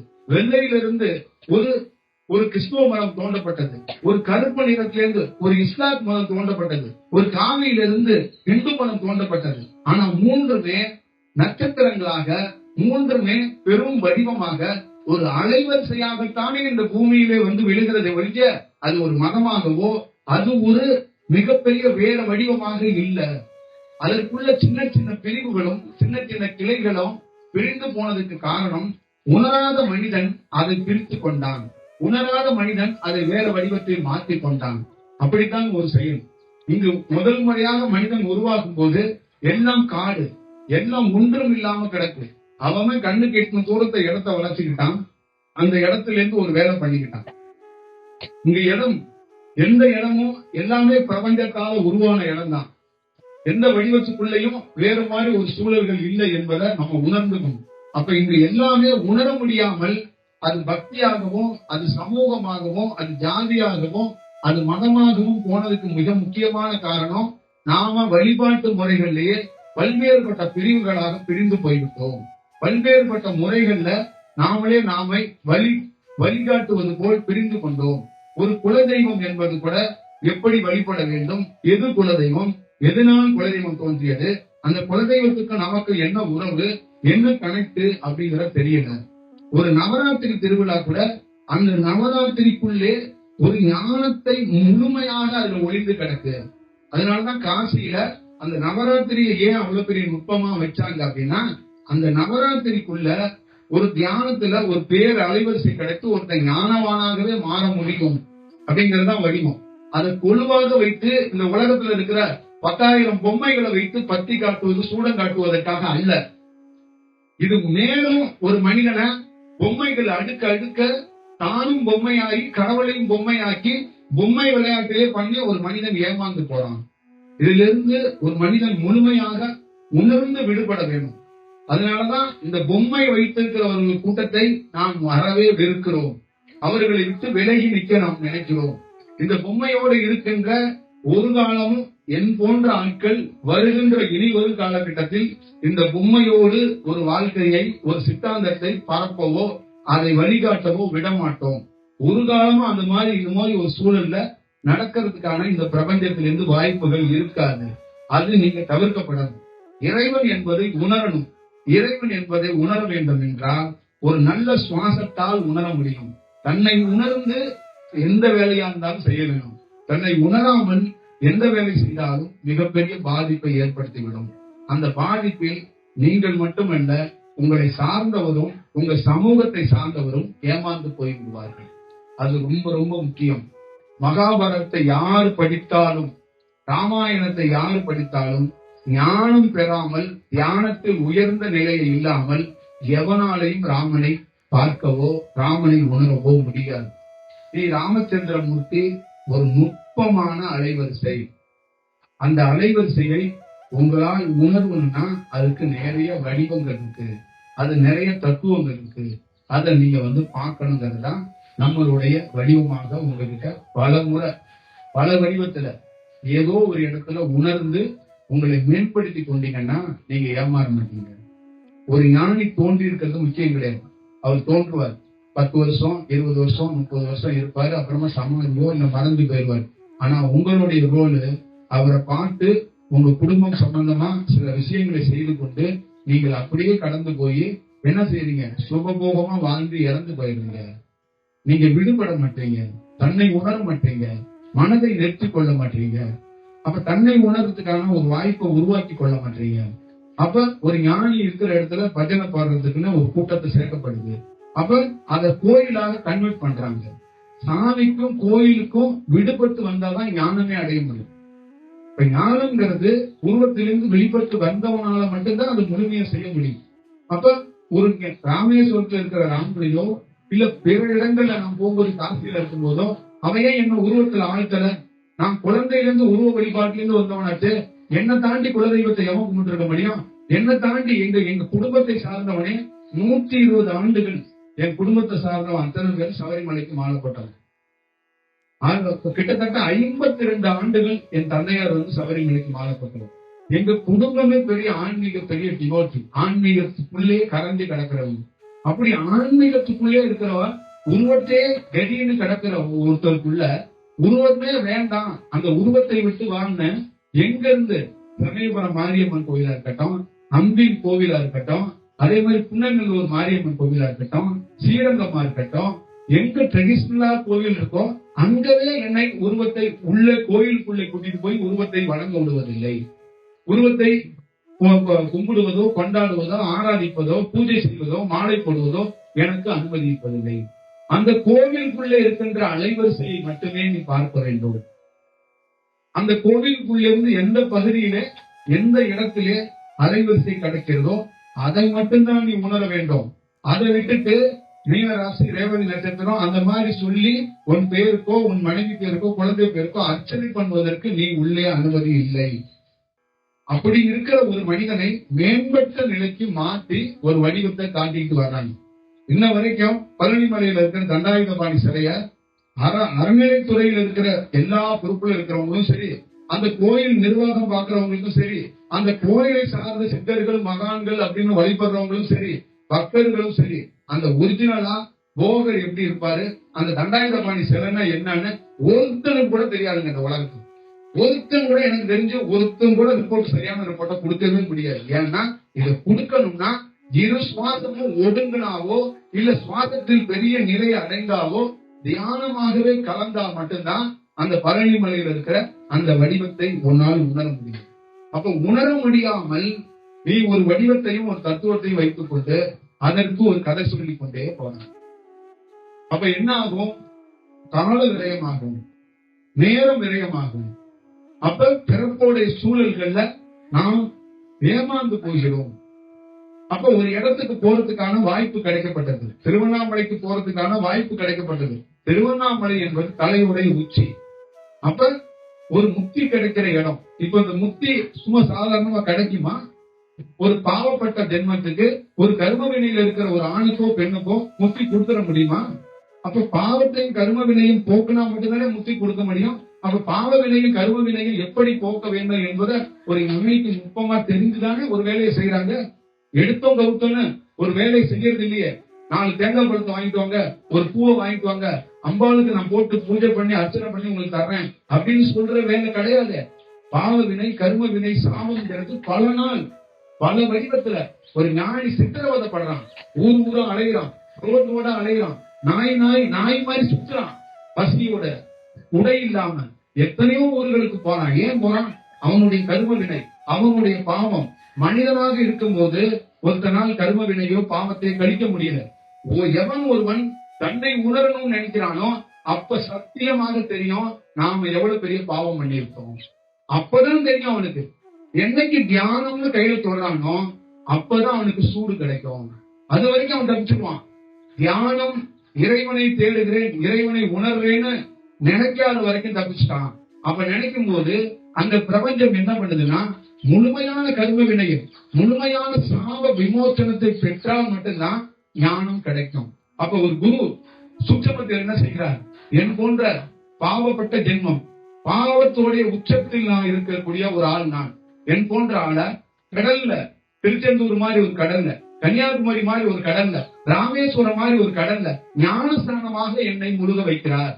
அப்ப முழுக வைத்து ஒரு முழுமையாக கரையில் உட்கார வைத்து சுவாசமாக வந்து எனக்கு ஒரு தீட்சை அளிக்கிறார். உட்காரு. அதற்கப்புறம் அடுத்த கட்டமாக சில ஆண்டுகள் பல நகரப்புறத்தில் இருக்கின்ற கோவில்களுக்கோ நதிகளுக்கோ குளிக்க வைப்பது, அமர வைப்பது, புதுகையில் போய் அமர வைப்பது, கன்னியாகுமரி அந்த பாறையிலே அமர வைப்பது, பழனி மலைக்கு மேலே அமர வைப்பது, அங்கே வந்து சதுரகிரி மலைக்கு மேலே அமர வைப்பது, இது போன்ற வேலைகள் எல்லாம் ஒரு காலகட்டத்தை செய்ததுக்கு அப்புறம் ஒரு காலகட்டத்தில் காசிக்கு கொண்டு போய் கங்கையிலே ஞானஸ்தானம் கொடுக்கப்பட்டது. கங்கையில முழுவதும் இல்ல, தன்னை உணர்தல் அப்படின்னா ஞானஸ்தானம். பக்தியில போனா நீ நீராடுவது, தாய்க்காக கர்ம வினை, தந்தைக்காக கர்ம வினை, ஆன்ம விடுதலை இறந்தவர்களுக்காக கொடுக்க போறோம் அப்படின்னா அது நீராடுவது, புனித நீராடுவது. நீ இந்த போய் 12 வருஷத்துக்காக கும்பமேளா பண்ணவா, அது நீ புனித நீர் ஆடுறதுக்காக போய் பல விஐபிகள் பல பக்தர்கள் போய் முழுதாங்களா அது. ஆனால் ஒரு ஞானத்துக்குரியவனுக்கு நீராடுவதல்ல, அது ஞானஸ்தானம். அந்த ஞானஸ்தானம் யாரு கொடுக்கணும்னா அந்த நீரே கொடுக்கும். அந்த நீரே பிரபஞ்சமாக இருந்து இறை தோற்றமாக இருந்து இவனுடைய கர்ம வினையும் இவன் பாவமும் தீர்வதற்கு வழிகாட்டும். நல்ல ஞாபகம் வைத்துக்கங்க. பல நூற்றுக்கணக்கான இடத்துக்கு நான் போய்தான் என் கர்ம வினையை போக்குனேன். நூற்றுக்கணக்கான இடம். அந்த நூற்றுக்கணக்கான இடமையும் எப்படி பயணிக்க வேண்டும், எப்பே பயணிக்க வேண்டும், எந்த நாளில் பயணிக்க வேண்டும், எந்த நேரத்தில் பயணிக்க வேண்டும் எனக்கு தெரியாது. அப்ப எந்த நேரம் எந்த நாள் என்பதை இந்த பிரபஞ்சம் உணர்த்தி உணர்த்தி ஒவ்வொரு இடத்துக்காக கூட்டிட்டு போய் அங்கு அவனுடைய தீராத அந்த சாப விமோசனம் பெறுவதற்காக பல நாள் என்னை தியானத்தில் அங்கு ஆழ்த்தி பார்க்க வைத்து பல ஊர்களுக்கு பிரயாணம் செய்ய வைக்கிறது. அப்புறம் கடைசியாக நாககுலத்திலிருந்து நம்ம வந்திருக்கிறோம். நாகத்துக்கு நமக்கு தொடர்பு இருக்கு, ஆனா நாகத்தாலே நிறைய சாபம் இருக்கு. அப்ப நாக சாபம் தீர்வதற்கு பல நாள் நம்மள என்ன பண்றான், காலகஸ்தி மாதிரி ஒரு இடத்துல 3-4 இடத்துல வெவ்வேறு விதமான தியானத்தை நம்மளை உட்கார வைக்கிறான். அந்த நாகத்திலிருந்து தோஷத்தை விடுபடுவதற்கு பல்வேறுபட்ட சூழல்களை செய்கிறான். அப்ப இந்த சூழல்கள் எல்லாம் விடுபட்டு வரும்போது இதற்கு மிக முக்கியமானது தேவதானப்பட்டியில் இருக்கிற கருநாகமாக இருக்கக்கூடிய காமாட்சி என்று சொல்லக்கூடிய அந்த மூங்கில் இணை காமாட்சி சொல்லக்கூடிய அந்த நாகம் எனக்கு கைட் பண்ணுது, என்ன வழிகாட்டுது. நாகத்துல சில தோஷங்கள் சில பாவங்கள் இருக்கு, அதை சரி செய்யறதுக்கு நீ இந்த இடத்துக்கு போகணும்னு ஒரு நாகம் ரூட்டு போட்டு கொடுக்குது, ஒரு நாகம் மேப் போட்டு கொடுக்குது, ஒரு கெச்சு நீ போப்பா அப்படின்னு. அப்ப அந்த இடத்துக்குள்ள இருந்து கிட்டத்தட்ட ஒரு 100 கிராமங்கள் எத்தனையோ லட்சக்கணக்கான பேரு அந்த தேவதானப்பட்டியோட கோவில குலதெய்வமாக இஷ்ட தெய்வமாக வணங்குறாங்க. ஆனா அது இஷ்ட தெய்வமும் கிடையாது, குல தெய்வமும் கிடையாது, பிடிச்ச தெய்வமும் கிடையாது. இந்த உலகத்திலே உச்சபட்ச ஞானத்துக்குரிய இடம், குண்டலினி சக்திக்குரிய இடம், கருணாகத்தோட உச்சபட்ச அந்த ஆதிசேஷன் வழியிலிருந்து வந்தது. அதற்கும் ராமாயணத்துக்கும் அதற்கும் கீதைக்கும் தொடர்பு இருக்கு, அதற்கும் ராமனுக்கும் அதற்கும் கிருஷ்ணனுக்கும் தொடர்பு உண்டு. அப்படியாப்பட்ட உச்சபட்ச ஒரு பேர் அலைவரிசை கொண்ட ஒரு பேர் ஆற்றலை ஒரு தெய்வமாக, ஒரு பக்தியாக, ஒரு வழிபாடாக, ஒரு பொங்கல் வைப்பதாக, ஒரு விழாவாக, ஒரு கொண்டாடுவதாக தன்னையும் ஏமாற்றி பிறர்களை ஏமாற்றி அதற்குள்ள இருக்கின்ற உண்மை தத்துவத்தை அந்த மழைக்குள்ளே நனையாமலே அந்த பனிக்குள்ளே நனையாமலே நனைந்தது போல, கரைந்தது போல, பார்த்தது போல, உணர்ந்தது போல அதிலே ஒரு மனிதன் வாழ தொடங்குகிறான். அப்ப தேவதானப்பட்டியில் இருக்கின்ற அந்த அலைவரிசையை எவன் உணரவும் முடியவில்லை. அப்ப எப்படி ஞானத்துக்கான ஒரு சின்ன வடிவத்தை உன்னால் பெற முடியும்? ஞானத்துக்குள்ள எந்தெந்த மலைத்தொடர்களுக்கு நீ செல்ல வேண்டும் என்பதை எப்படி பார்ப்பாய், எப்படி உணர்வாய், எப்படி அதற்குள்ளே ரசிப்பாய், எங்க போக வேண்டும் என்பதை எப்படி ஒரு வடிவமாக இருக்கும்? உனக்கு ஒரு சக மனிதன் தினந்தோறும் உன் அருகாமையில இருந்து நீ இந்த கோயிலுக்கு போ, இந்த ஜீவசமாதிக்கு போ, காலையில எழுந்து தியானம் பண்ணு எப்படின்னா சொல்லிட்டு இருப்பான். ஒரு அலைவரிசை உனக்குள்ளே புகுந்து உள் உணர்வாக இருந்து உன்னை தூண்டி நீ தவறான உணவை அருந்து விடாமல், தவறான மனிதனோடு போய்விடாமல், தவறான தன் வாழ்க்கையை தூங்கி விடாமல், தவறாக எங்கேயும் போய்விடாமல் உனக்குள்ளே அலைவரிசையாக இருந்து உன்னை எழுப்புகிறான். நீ பாத்ரூம் போ, நீ குழி, நீ உட்காரு, நீ ஒரு காணொலியை கேளு, ஒரு புத்தகத்தை படி, இங்கனே உட்கார்ந்து தியானம் பண்ணு, இந்த ஊருக்கு போ, இந்த கோவிலுக்கு போகும்னு ஒரு உள்வுணர்வு உனக்கே தெரியாம நீயே சிந்திப்பது போல், நீயே செயல்படுவது போல் அப்படி என்று நீ நினைத்துக் கொண்டு போகிறாய். நூற்றுக்கணக்கான ஆயிரக்கணக்கான பேரை எம்முடைய சுவாசத்தை வைத்து பல பேரை யாம் உள்ளிருந்தே வழிநடத்தி இருக்கிறோம். பல பேர்களை இந்தியாவிலே உலகத்திலே பல்வேறுபட்ட நல்ல தளங்களுக்கு யாமே காற்றாக இருந்து கூட்டி சென்றிருக்கிறோம். இது பல பேருக்கு தெரியாது. 25-30% அவர்களுடைய குடும்ப அலைவரிசையில் இருக்கிறார்கள். 50% என்னுடைய அலைவரிசை பல ஆண்களுக்குள்ளேயே பல பெண் உடலுக்குள்ளே இருந்து அவர்களின் நல்ல தன்மைகள் வழிகாட்டப்பட்டிருக்கிறது. அதே போலதான் பல நாகங்களுடைய தொடர்புகளில் அந்த நாக சக்தி தான் பன்றிமலை மாதிரி இருக்கக்கூடிய ஒரு இடமோ, போகர் அந்த அலைவரிசையாக மேற்கு தொடர்ச்சி மலையிலே பயணித்த எத்தனையோ நுட்பமான மலைத்தொடர்களையோ புகை தொடர்களையோ என்னை கூட்டி சென்றதற்கு மிக முக்கியமான காரணம் நான் செல்லவில்லை. அங்கு நல்ல ஞாபகம் வைத்துக் கொள்ளணும், நான் செல்லவில்லை. அந்த அலைவரிசை எனக்குள்ளே இருந்து காலையில எழுந்த உடனே அங்க போயா ஆகணும்னு அப்படியே அதே படபடக்கும் உடம்பு. காசு கையில போறதுக்கு பேருந்து கூட காசு கிடையாது. ஆனால் அந்த இடத்துக்கு சென்றே ஆக வேண்டும் என்று ஒருநிலை ஏற்படும்.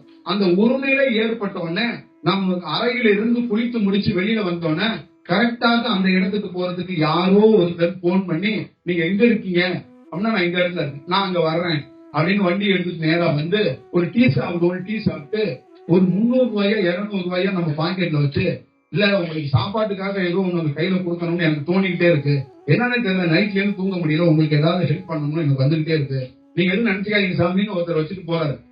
அப்ப கரெக்டாக கிளம்பி வெளியில வா, கையில் சுத்தமாக 1 ரூபா கூட கிடையாது, எவனோ ஒருவன் வருவான், அவன் உனக்கு வைப்பான், நீ போ. அப்ப ஒரு அலைவரிசை, இந்த உலகத்தையே ஆளக்கூடிய அலைவரிசை ஏன் 10,000 கொடுக்கலாமே, ஏன் 20,000 கொடுக்கலாமே, ஏன் 20 லட்சம் கொடுக்கலாமே, ஏன் 300 ரூபாய் 400 ரூபாய் கொடுக்குது? என்னன்னா ஒரு அலைவரிசையோட நோக்கம் உன்னை அதிசயம் செய்ய வைப்பதல்ல. நீ இயல்பாகவே இருந்து, வறுமையோட இருந்து, புதுமையோட இருந்து, என்னை வறுமையோட இருந்தாதான் உணரவே முடியும். என்ன செல்வத்தோட பெரிய ராஜா மாதிரி இருந்தாலும் என்ன உணர முடியாது. குதிரை வண்டி மேல உட்கார்ந்து இருந்தனா நீ குதிரை வண்டியை மட்டும்தான் உணர முடியும். குதிரையை விட்டு இறங்கி வா. கிருஷ்ணன் குதிரை ஓட்டுனதுக்கு காரணம் அவன் எப்பொழுதுமே சுவாசமாக இருக்கக்கூடியவன் என்பதற்காக தான் குதிரையை ஓட்டினார். இல்லன்னா அர்ஜுனன் வைத்திருக்கிற வில்ல கிருஷ்ணனே வச்சிருந்திருக்கலாமே. அப்ப கிருஷ்ணன் என்பவர் என்ன? ஒரு நடுநிலை நாயகன் என்று பொருள். தன்னை நம்பியவர்களை, சுற்றி இருப்பவர்களை ஏற்கக்கூடியவன், வழிநடத்தக்கூடியவன், அப்பொழுது காக்கக்கூடியவன், ஒரு குருவாக இருந்து நுட்பமாக வழிநடத்தக்கூடியவன், வழிகாட்டக்கூடியவன். அப்ப அர்ஜுனனுடைய அந்த வில்லோ அந்த போரையோ ஒரு நுட்பமாக வழிகாட்டக்கூடியவர் கிருஷ்ணனாக இருந்தார். அப்ப வெறும் போர் நடத்தக்கூடியவர் இல்ல. இந்த உலகத்தில் எத்தனையோ மனிதர்களுக்கு ஒரு இறை தோற்றம், அலைவரிசை நடுநிலையாக இருந்து வழிகாட்டப்படுகிறது. அப்ப நம்ம அந்த 300 ரூபாய் காசை எடுத்துக்கொண்டு எந்த இடத்துக்கு போறோமோ அங்க போய் உட்கார்ந்து அந்த ஆள் நிலையில் ஆழ்ந்து போகிறோம். அங்கேயே உட்கார்ந்து இருக்கோம். ஏன் வந்தோம், எதற்கு வந்தோம் அப்படின்னு தெரியாது. அங்க ஒரு பெரிய தியானம், நமக்குள்ளே பெரிய ஒரு விஷயம். நாம் வாழ்ந்த இடம் மாதிரி தோணுது, நாம் வளர்ந்த இடம் மாதிரி தோணுது. அந்த புகைக்கு நமக்கும் ஒரு பெரிய தொடர்பு மாதிரி தோணுது. இந்த இடத்துக்குள்ளே நாம் பிறந்த மாதிரி தோணுது. மேற்கு தொடர்ச்சி மலை என்னமோ நம்மளோட சொந்த தாய் கிராமம் மாதிரி தோணுது, சொந்த வீடு மாதிரி தோணுது. இது என்ன? இது ஒரு மரம் நம்மளை பெற்ற தாய் மாதிரி தோணுது. ஒரு கல் அது என்னமோ நம்மளுடைய பல ஆண்டுகள் வாழ்ந்த மாதிரி தோணுது. ஒரு நதி அது பரவசத்தில் ஆழ்த்துகிறது. இதெல்லாம் பார்க்கும்போது பெரிய ஆச்சரியத்தையும் வியப்பையும் ஏற்படுத்துது. ஆனா ஒரு இடத்தில் கூட கற்பனையில் போய்விடாமல் மீண்டும் அங்கிருந்து அழைச்சு வரப்படுகிறது. மீண்டும் வருகிறோம், மீண்டும் வந்து எந்த அறையில் தங்கியிருந்தோமோ தங்கியிருக்கிறோம். மீண்டும் அடுத்த நாள் உணவுக்கு காசு இல்லை, அடுத்த நாள் வாழ்வியலுக்கு காசு இல்லை. ஆனால் தியானம் இருக்கிறது, ஞானம் இருக்கிறது, வழிகாட்டுதல் இருக்கிறது. வேறு அலைவரிசையாக ஒரு தியானம் பொங்கி பானையிலே பொங்கி உலை கொதித்து மேல ஒரு கஞ்சி வந்து உணவும் பாருங்க, ஊத்தும் பாருங்க. அது போல தியானம் தலையிலே வலிந்து ஊத்தி கொண்டு இருக்கிறது. ஆனா ஒரு பக்கம் தியானம் வலித்து ஊத்துது, இன்னொரு பக்கம் கர்ம வினையும் பாவத்தால் பிற மனிதர்கள் நம்மளை துரத்தி கொண்டே இருக்கிறார். அப்ப கர்ம வினையும் பாவமும் எதை சொல்ல வேண்டும் என்றால் உறவு, நோய், நம்மளை சார்ந்த அத்தனை உறவுதான் இருக்குல்ல, அது நம்மளை துரத்தும். உனக்கு அறிவு இருக்கா, உனக்கு கொஞ்சமாச்சு மூணு இருக்கா, 2 வயசு பொண்ணை வச்சுக்கிட்டு இப்படியே கண்ணை மூடிக்க உட்கார்ந்தனா குடும்பத்தை எவன் பார்ப்பான்? இதான் கர்ம வினை, இதான் பாவம். என்னை அறிய வந்தவன், தன்னை அறிய வந்தவன். 2 பொம்பளை பிள்ளையை கொடுத்து இறைவன் என்னை அறிவதற்கு தள்ளி போட்டு விட்டானே. எப்படி என்னை அறிவது, எப்படி என்னை போவது? அப்ப 2 பொம்பளை பிள்ளைக்காக வேலை செய்ய போனா அங்க இன்னொரு பெரிய கூத்து நடக்குது. அடுத்தது இன்னொருத்தன் வருகிறான், அவன் ஒரு வேலையை கொண்டு வருகிறான். அப்ப இன்னொருத்தன் துரத்துறான், இப்படி துரத்துறான். அப்ப எனக்குள்ளே என்ன காக்கப்பட்டது? திருப்பரங்குன்றத்துக்கு ஒரு அறையில் உட்கார்ந்து இருக்கிறேன். சொல்கிறான், கர்ம வினை, பாவ வினை, முன்ஜென்ம தொடர்பு. நீ அவனுக்கு முன்ஜென்மத்தில் செய்த தொடர்பால் உன்னை தியானம் செய்ய விட மாட்டான், உன்னை திரட்டி வருவான். இப்போ பார், ஒரு 3 பேர் வருவான், உன்னை துன்புறுத்துவான், உன்னை அழ வைப்பான், உன்னை தியானம் பண்ண வைக்க விட மாட்டான், உன் சிந்தனையை கலைப்பான். ஆனால் என்னிடம் தோத்து போவான். ஏன் என்று கேட்டால் நான் மாயையை எரிக்கக்கூடியவன், மாயையை ஒழிக்கக்கூடியவன். அப்புறம் அப்படி இருந்தும் இவனை ஏன் நான் உனக்கு கூட்டியாந்து காட்டுறேன்னா, இவனெல்லாம் கர்ம வினை. ஒரு நாள் கர்ம வினை தீர்ந்தா இவெல்லாம் உன் பக்கமே வரமாட்டான். அதே மாதிரி 3 பேரும் வந்து நிற்கிறான். ஒருத்தன் தியானம் பண்ணவே விடாம நம்ம ஒரு இடத்துக்கு போலாம், நீங்க வாங்க சாமி அப்படிங்க. இன்னொருத்தன் வேற வழியில வந்து நிற்கிறான், இன்னொருத்தன் வேற ஒரு வேலைக்காக வந்து நிற்கிறான். அப்போ 3 பேரும் நம்மளை வந்து வேலை செய்ய விடாம. அப்போ ஒரு 15 நிமிஷம் 20 நிமிஷம் 1 hour போராடுறோம். அதுக்கப்புறம் அந்த 3 பேருக்குமே ஒரு வேலை வந்து நம்மளை விட்டு ஓடி போயிடும். அப்ப அது சொல்லுது, வந்தவன் யார் என்று பார்த்தாயா? இப்ப மனிதனாக யாராவது இருந்தா உணர முடியாது. அப்ப எனக்கு தியானம் என்ன உணர்த்துதுன்னா, வந்தவன் மனிதன் அல்ல, கர்ம வினை, உள் வினை. முன்ஜென்ம தொடர்புல நான் உன்னை ஞானம் அடைய விட மாட்டேன், நான் உன்னை தியானம் பண்ண விட மாட்டேன், நான் வந்து உன் தியானத்தை கலைப்பேன், உன்னை கெடுப்பேன், உன்னை குட்டிச்சொல்ல ஆகுவேன், உன்னை கண்கலந்து வைப்பேன் அப்படிங்கிற விஷயம்தான்.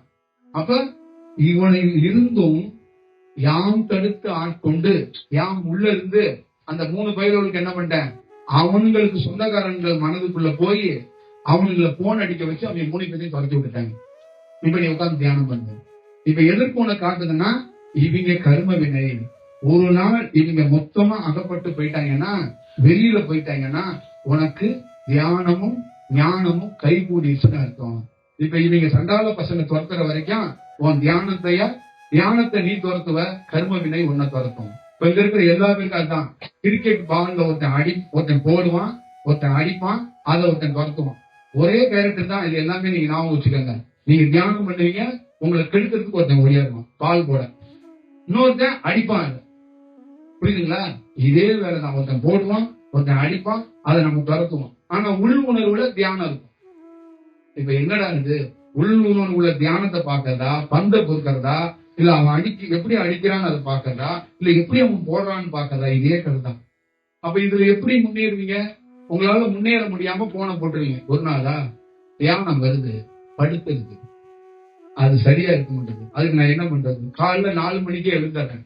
4 மணிக்கு எழுந்திரி, நைட்டு ஃபுல்லா தியானம் பண்ணு, விடிய தியானம் பண்ணு, விடிஞ்சும் தியானம் பண்ணு. சாப விமோச்சனத்தை கொஞ்சம் கொஞ்சமா பெற்றாதான் தியானம் உள்ள இறங்கும். சாறு அப்பதான் இறங்கும். புரியுதுங்களா? சாறு இறங்காமைய நான் தியானம் பண்றேன்னா ஒன்னும் இப்ப தியானம். இங்க இருக்கிற எல்லா ஞானியும் பைத்தியக்காரனா என்ன? 15 ஆண்டுகள் 20 ஆண்டுகள் இந்தியா முழுக்க மலைத்தொடர்கள் முழுக்க என்னத்துக்கு போனா? என்னத்துக்காக போனா? இந்தியாவோட எத்தனையோ இடங்கள்ல 22 ஆண்டுகள் நாயா சுத்திருக்கேன். நான் 22 ஆண்டுகள். ஏன் சுத்த வச்சான்? கர்ம வினை, சாபம் தீர்ந்தாதான் அந்த இது வரும். அப்ப உடல் அந்த மாற்றத்தை அவன் என்ன செய்யறான்? 2 வடிவத்துல காட்டி கொடுக்கறான். ஒரு பக்கம் உன்னை குடும்பம் சார்ந்து, உறவு சார்ந்து, நண்பர்கள் சார்ந்து, தொழில் சார்ந்து கர்ம வினை துரத்தும். இன்னொரு பக்கம் தியானம் இருக்கும். அந்த தியானத்தை நீ எப்படியாவது எட்டி பிடிக்கணும், நீ துரத்துவ. 2 பேரும் ஓடட்டும். ஆனால் 2 பேருமே ஒன்றாக தான் இருப்பாங்க. கர்ம வினையும் சாபமும் உனக்குள்ள இருக்கும், தியானமும் உனக்குள்ள இருக்கும்.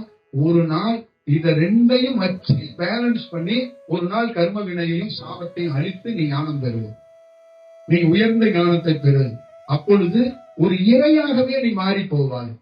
ஒரு இறை சித்தாந்தமாவே மாறி போவாய். இப்ப எனக்கு ஒருத்தனவெல்லாம் ஒருத்தன் கூட காணுங்க, ஒருத்தன் கூட காணும். எங்க போனாங்கன்னே தெரியல. தூங்கிட்டாங்களா, மறந்துட்டாங்களா, இல்ல என்ன விட்டுட்டாங்களானே தெரியல. முன்னாடி என்ன விடவே மாட்டாங்க. புரியுதுங்களா? இதுதான் இப்ப நமக்கு பெரிய மாயை இருந்தமா, நம்ம வச்சுட்டு கையில வச்சுக்க செல்போன். அவன் தான் இருக்கிறதே பெரிய ஆள். அவன் தான். ஏன்னா ஊர்ல இருக்கிற எல்லாத்தையும் அவன் தான் கனெக்ட் பண்ணுவான். புரியுதா? அவன் தான் அழுவையும் விடுவான், அவன் தான் சிரிப்பையும் வைப்பான். 2வது, நாம படிக்கிற, நாம கேட்கிற, நாம சாப்பிடுற, நாம உடுத்துற உடை, இது எல்லாமே அடுத்தவன். இவங்களெல்லாம் நாம ஒரு கட்டுப்பாட்டுல வச்சு முன்னேறி வரணும். அப்ப ஞானம்ங்கிறது அவ்வளவு சாமானியமாக கிடைப்பதல்ல, அவ்வளவு சாமானியமாக அறிவதில்லை. இதுல இருந்தெல்லாம் வெளியில வரும்போது ஒருத்தர் தன்னை உணர்றான். அப்ப இறை சிந்தனை, கடவுள் எதற்கு, அவ்வை எதற்கு, 4 எதற்கு, 63 நாயன்மார்கள் எதற்கு, இங்க இருக்கிற எல்லா வழிபாடுகள் எதற்கு கிளீனா உனக்கு தெரிஞ்சு. அப்ப நீ போய் எந்த இதுலையும் மாட்டிக்க மாட்ட. அப்ப ஒரு இந்த உலகத்தை என்ன பண்ணுவோம், ஒரு பார்வையாளன் தான் நின்று பார்ப்போம். ஒரு பார்வையாளன் தான் நீ மாறிடுவ. அப்ப நீ பார்க்க தொடங்குவ. இந்த உலகத்திலே மிக சிறந்தது எதுன்னா பார்வையாளனாக மாறுற. வேலை செய்யறது கிடையாது. இப்ப நான் என்ன கேட்டீங்கன்னா, நீங்க எல்லாம் வேலை செய்யறீங்க, நான் வேலை செய்யல, நான் பார்க்கிறேன், அவ்வளவுதான். நான் ஒரு சாட்சியாக நின்று நடக்கிறத எடுத்து பார்க்கிறேன், அவ்வளவுதான் இங்க உலகம். அப்ப இங்க இருக்கிற எத்தனையோ மாணவர்கள் அவங்களுடைய உழைப்புல இருந்து ஒரு பொருளை எடுத்தாந்து இங்க கொடுக்குறாங்க. நான் ஒரு பார்வையாளனா இருந்து கொடுக்கறதையும் பாக்குறேன், அது போறதையும் பாக்குறேன், அதுல இருந்து 2 பேர் உணவு உண்றதையும் பாக்குறேன். அப்ப எனக்கு வேலை இருக்கா? நான் வேலை செய்யறேன்னா, நான் போய் எங்கேயாவது ரோடு போட்டு மரம் வெட்டிட்டு அதுல இருந்து காசு எடுத்துட்டு அன்னதானம் யாருக்காவது பண்றானா? அதை கொடுக்கறதுக்கு ஒருத்தன் வர்றான், அதை வாங்கி ஒருத்தன் சமைக்கிறான், அதை இன்னொருத்தன் சாப்பாடா உண்றான். அப்ப நான் என்ன பண்றேன்? இதை கொடுக்கறவன், சமைக்கிறவன், வாங்கி சாப்பிடுறான், 3 பேர்த்தையும் பார்வையாளனா இருந்து பார்க்கணும், ஒரு சாட்சியாக இருந்து பார்த்துக்கிட்டே இருக்கணும். அப்ப அந்த ஞானம் வந்துட்டா இந்த 3 பேரையும் நாம ஒரு பார்வையாளனா பார்த்தா இவங்க நல்ல தன்மையில இயங்குவாங்க. அப்ப சமைக்கிறவன் முறையா சமைப்பாங்க.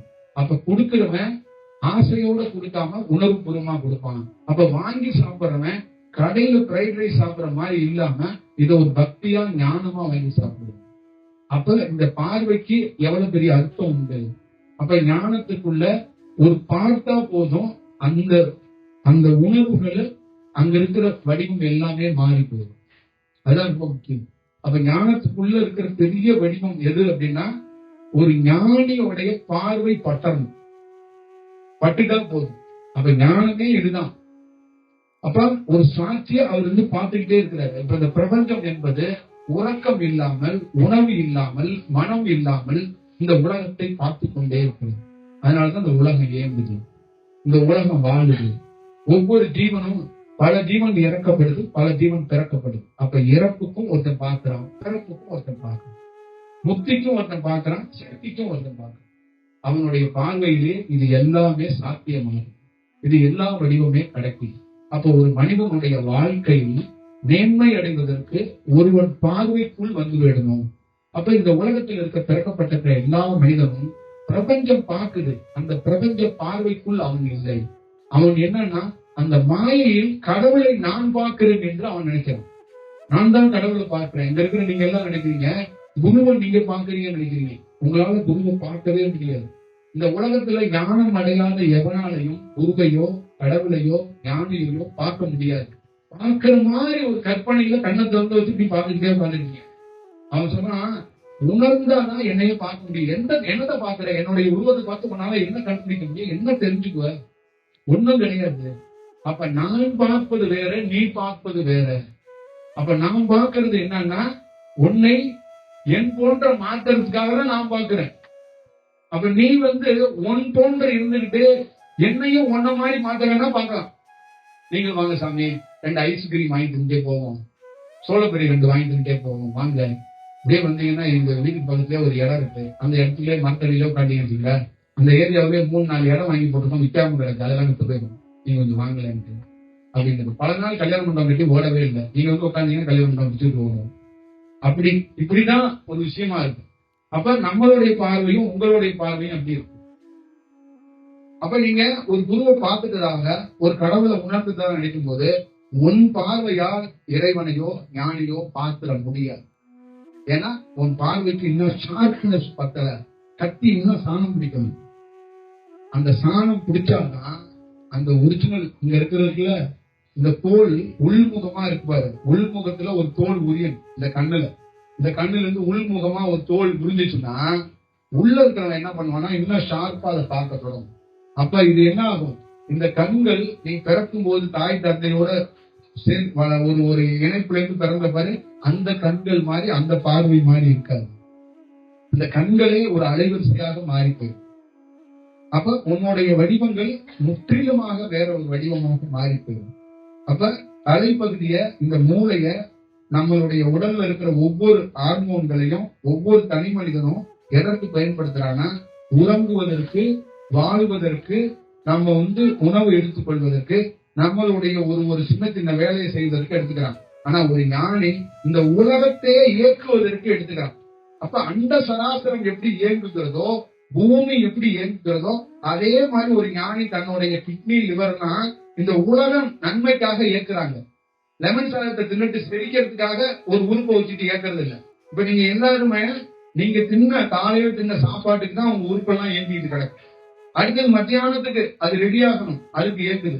அடுத்தது நீங்க வாழ்றதுக்காக உங்க உறுப்பு இயங்குது. ஆனா ஒரு ஞானியும் சோத்துக்காக, தூங்கறதுக்காக, குடும்பத்துக்காக தன்னுடைய உறுப்பை, தன்னுடைய உடலை இயக்க மாட்டாங்க. அப்ப இந்த அண்ட சராசரத்தை எப்படி இயங்குகிறதோ, இந்த உலகம் நன்மைக்காக எப்படி இருக்கிறதோ, இந்த உலக நன்மைக்காக எப்படி இருக்கோ அப்படி இயக்குவான், அப்படி இயக்குவான். அப்ப எவ்வளவு பெரிய வடிவத்துல அவன் மாறி இருக்கிறாங்கிறத நீங்க பாத்துக்க. அப்ப அந்த உடலுடைய தன்மையை எப்படி மாற்றி வச்சுக்கிறான், எப்படி வடிவமா இருக்குங்கிறத நம்ம வந்து பார்க்கணும். அப்ப இந்த வடிவத்தில இருந்து உங்களை பார்க்கறதுக்கும் நீங்க உங்க வடிவத்தில இருந்து அவனை பார்க்கறதுக்கும் வித்தியாசம் இருக்குல்ல. அப்ப ஒரு குருவை ஒரு தாய் தியானம் பண்ணுவா, கொஞ்சோண்டு உணர்ந்திருப்பா. தாய்க்கு இருக்கிற மகள்கள் உணர முடியாது. அப்ப என்ன பண்ணுவாங்கன்னா ஒரு மரியாதை நிமித்தமா தான் ஒரு குருவை பார்க்க முடியும். ஒரு பெரியவங்க இருக்கிறாங்க, சும்மா அம்மா அப்பா சொன்னாங்க நம்ம பார்த்துட்டு போகணும், நம்ம ஒரு ஆசீர்வாதம் பண்ணுவோம், சும்மா அவங்களை பார்த்தா நல்லதுங்கிறாங்க, அப்படிதான் பார்க்க முடியும். ஆனா அது அப்படி இல்லை, அது அப்படி இல்லை. அதை உணர்ந்து பார்க்கறதுக்கு ஒரு நாள் வாய்ப்பு கிடைக்கும்.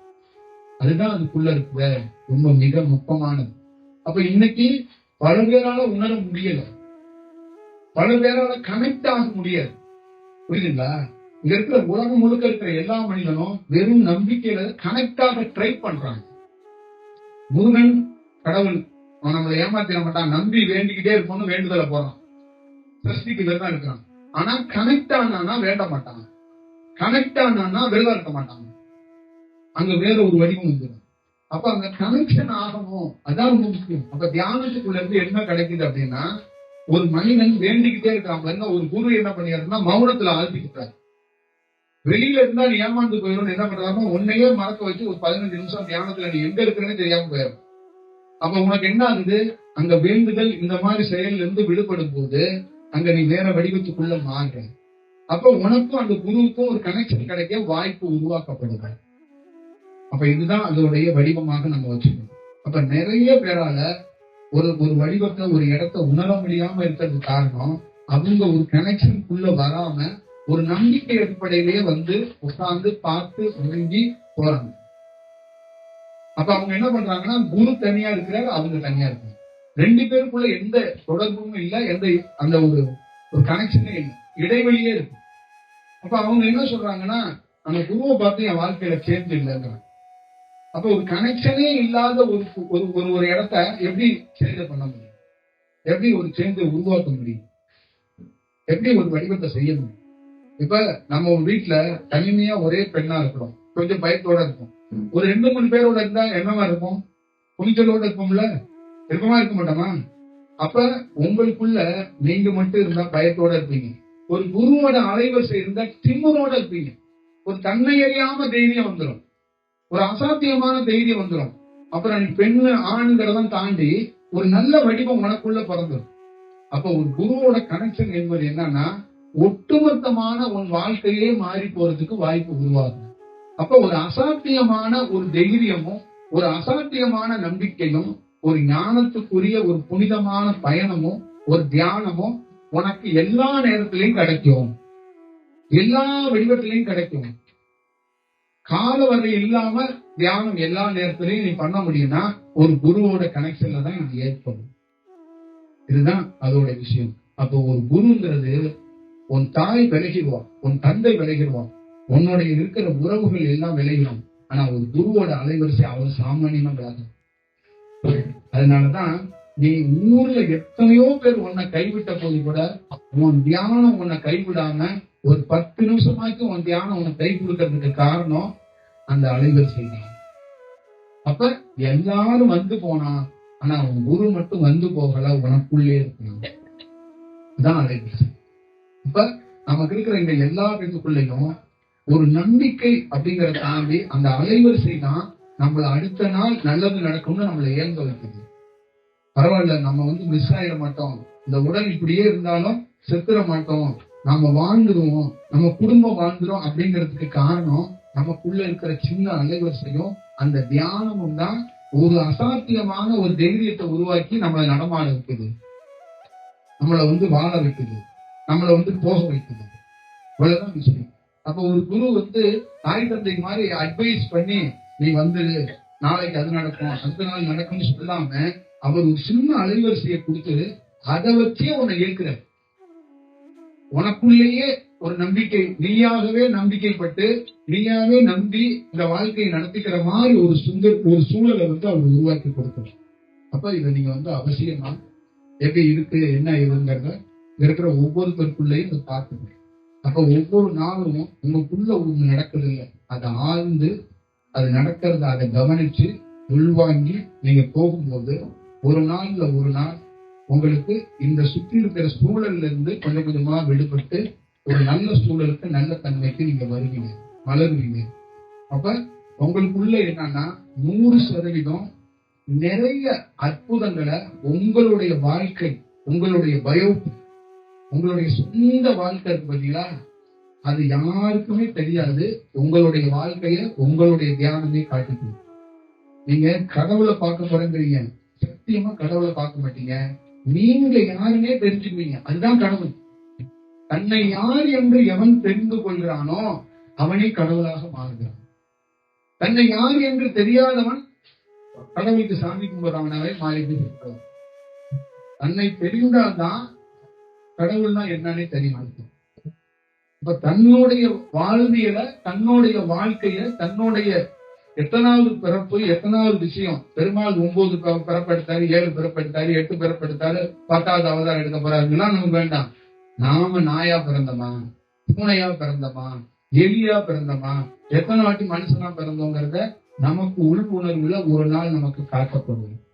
அப்ப நம்மளை தெரிஞ்சுக்கிட்டோம்னா நம்மளுடைய சுயசரீரத்தை, ஒரு ஞானியோடைய சுயசரீரத்தை படிச்சு இந்த ஊர்ல பிறந்தாரு, இந்த ஊர்ல வளர்ந்தாருன்னு படிக்கிறோம்ல, அந்த மாதிரி இந்த தியானம் நீ ஏன் பிறந்த, ஏன் வாழ்ந்த, ஏன் வாழ்ற அப்படிங்கிற நம்ம சுயசரீரத்தை நமக்கு காட்டி கொடுக்கும். அப்ப அந்த சுயசரீரத்தை உனக்கு காட்டும் போது, அதை நீ உணரும் போது நீ வேற வடிவத்தில் மாறி போகிற, ஒட்டுமொத்தமாக நீ மாறி போகிற. அப்ப உன்னுடைய வாழ்க்கை மேம்பட்ட நிலைக்கு போயிடும், ரொம்ப உயர்ந்த நிலைக்கு போயிடும். இதுதான் வேணும்னு நான் கருதுறேன். இதுதான் மக்களுக்குள்ள நிகழணும் அப்படின்னு நம்ம நினைக்கிறோம். அப்ப மக்களுக்குள்ள பரவசத்தை ஆழ்த்தி பொங்கலை கொடுத்து தூங்க வச்சுக்க கூடாது. பொங்கல் மாதிரி ஒண்ணு கொடுக்குறோம், அதுக்குள்ள உண்மை இருக்கு. அது பொங்கலே தூங்கி சாப்பிட்டு தூங்குறதுக்கு இல்ல, பொங்கல் மாதிரி தான் ஒண்ணு கொடுக்குறோம், அதுக்குள்ளேயும் சில விஷயங்களை அது கலக்கப்பட்டிருக்கு. புரியுதுங்களா? இந்த சரவணபவன் பொங்கல் கிடையாது, அதுக்குள்ள ஒரு ரகசியம் இருக்கு அப்படிங்கறத நம்ம உணரணும். அப்ப நிறைய குருமார்கள்ட்ட இருக்கிறது என்ன இருக்கு அப்படின்னா, தன்னை முன்னிறுத்துதல், பக்கத்தில் இருக்கிற இறையை முன்னிறுத்துதல், மந்திரத்தை முன்னிறுத்துதல், பாடலை முன்னிறுத்துதல். இதை சொல்ல சொல்ல நீங்க விடுபட முடியாம தவிச்சு போயிருங்க. அப்ப நீங்க என்ன பண்றீங்க? குருவையே நினைத்து இறைவனையே நினைத்து நீங்க உருகி பாடினீங்கன்னா, எங்க அப்பா 52 வருஷம் ஐயப்பனையும் உருகி பாடி கடைசியில அவர் என்ன பட்டாருன்னு எனக்கு மட்டும்தான் தெரியும், அவருக்கு மட்டும்தான் தெரியும். அப்ப அதுல என்ன ஆகுதுன்னா, ஒரு மனிதனை மேலும் மேலும் பக்தியிலே ஆழ்த்தக்கூடாது. பக்தியில் ஆழ்ந்தா, இப்ப நீங்க அம்மா இருக்கு, நீங்க இருக்கிற எல்லாருக்கும், உங்களுக்கு எல்லாம் ஒரு அம்மா இருக்கு, அம்மா பெத்தவர். ஆனா அதை தாண்டி அவ பெத்தா வளர்த்தான் தாண்டி ஏதோ ஒரு கனெக்ஷன் இருக்கு அவளுக்கு. நமக்கு ஒரு இனம் புரியாத கனெக்ஷன் இருக்கு, இதை கண்டுபிடிக்க மாட்டேங்க. அவன் அம்மாங்கிறது மட்டும்தான் சொல்றீங்களா, அவருக்கு நமக்கு ஒரு பெரிய கனெக்ஷன் இருக்குங்க. அந்த கனெக்ஷன் என்னன்னு உன்னால உணரும். அங்க நீ உணராம பாசமா வேற ஒரு வடிவமாவே பார்த்துக்கிட்டே இருக்கு. அதை தாண்டி தாய் தந்தைங்கிறதுக்கு அவங்க பாசத்தை நமக்கு தேவையானது செய்யறாங்கிறதுக்காக இல்ல, அதுல ஒரு நிச்சயமா தவிர்க்க முடியாத ஒரு கனெக்ட் இருக்கு, ஒரு கனெக்ஷன் இருக்கு. அந்த கனெக்ஷன் என்னங்கிறத நீ உணரணும். அப்ப நீ என்ன பண்ணணும்னா, வெறுமனையே தாய் தந்தைன்னு போய்கிட்டே இருந்தா செயல்படாது. ஒரு நாள் ஏன்டா தாய் ஏன் தந்தைன்னு ஒரு ஆராய்ச்சியை தொடங்கினாதான், அப்ப அதுல இருந்து விடுபட்டு வந்து உன் தாய் யாரு உன் தந்தை யாருன்னு உனக்கு காட்டி கொடுப்பாங்க. புரியுதா? அப்ப நீ வணங்குற சிவனையோ பெருமாளையோ வணங்கிக்கிட்டே இருந்தாலும் கண்டுபிடிக்க முடியாது. வணங்குவதை விட்டுட்டு ஒரு நாள் பெருமாளையும் சிவனையும் ஆராய்ச்சி பண்ண, யாரு பாருங்க, எதுக்கு இவர் சிவன், எதுக்கு இவர் பெருமாள், இவ்வளவு பேர் இருக்கும்போது நம்ம அம்மா அப்பா நம்மளையா பெட்டாங்க, இல்ல என்ன கனெக்ஷன், என்ன தொடர்பு இருக்கு அப்படின்னு யோசி. ஒரு நாள் உனக்கு அதிலிருந்து அந்த கேள்விக்கு பதில் கிடைக்கும். அதை காட்டி கொடுக்கப்படும் இந்த பிரபஞ்சத்துல. இந்த பிரபஞ்சத்துல எப்பயுமே என்னன்னா, உன்னதமாக தேடுகின்ற மனிதனுக்குள் அந்த பிரபஞ்சம் உதவும் அப்படிங்கிறது நிதர்சனமான உண்மை. அப்ப நம்ம ஒரு இடத்துல ஒரு பொருளை அதையே நம்பி அதுக்குள்ளே இருக்கக்கூடாது.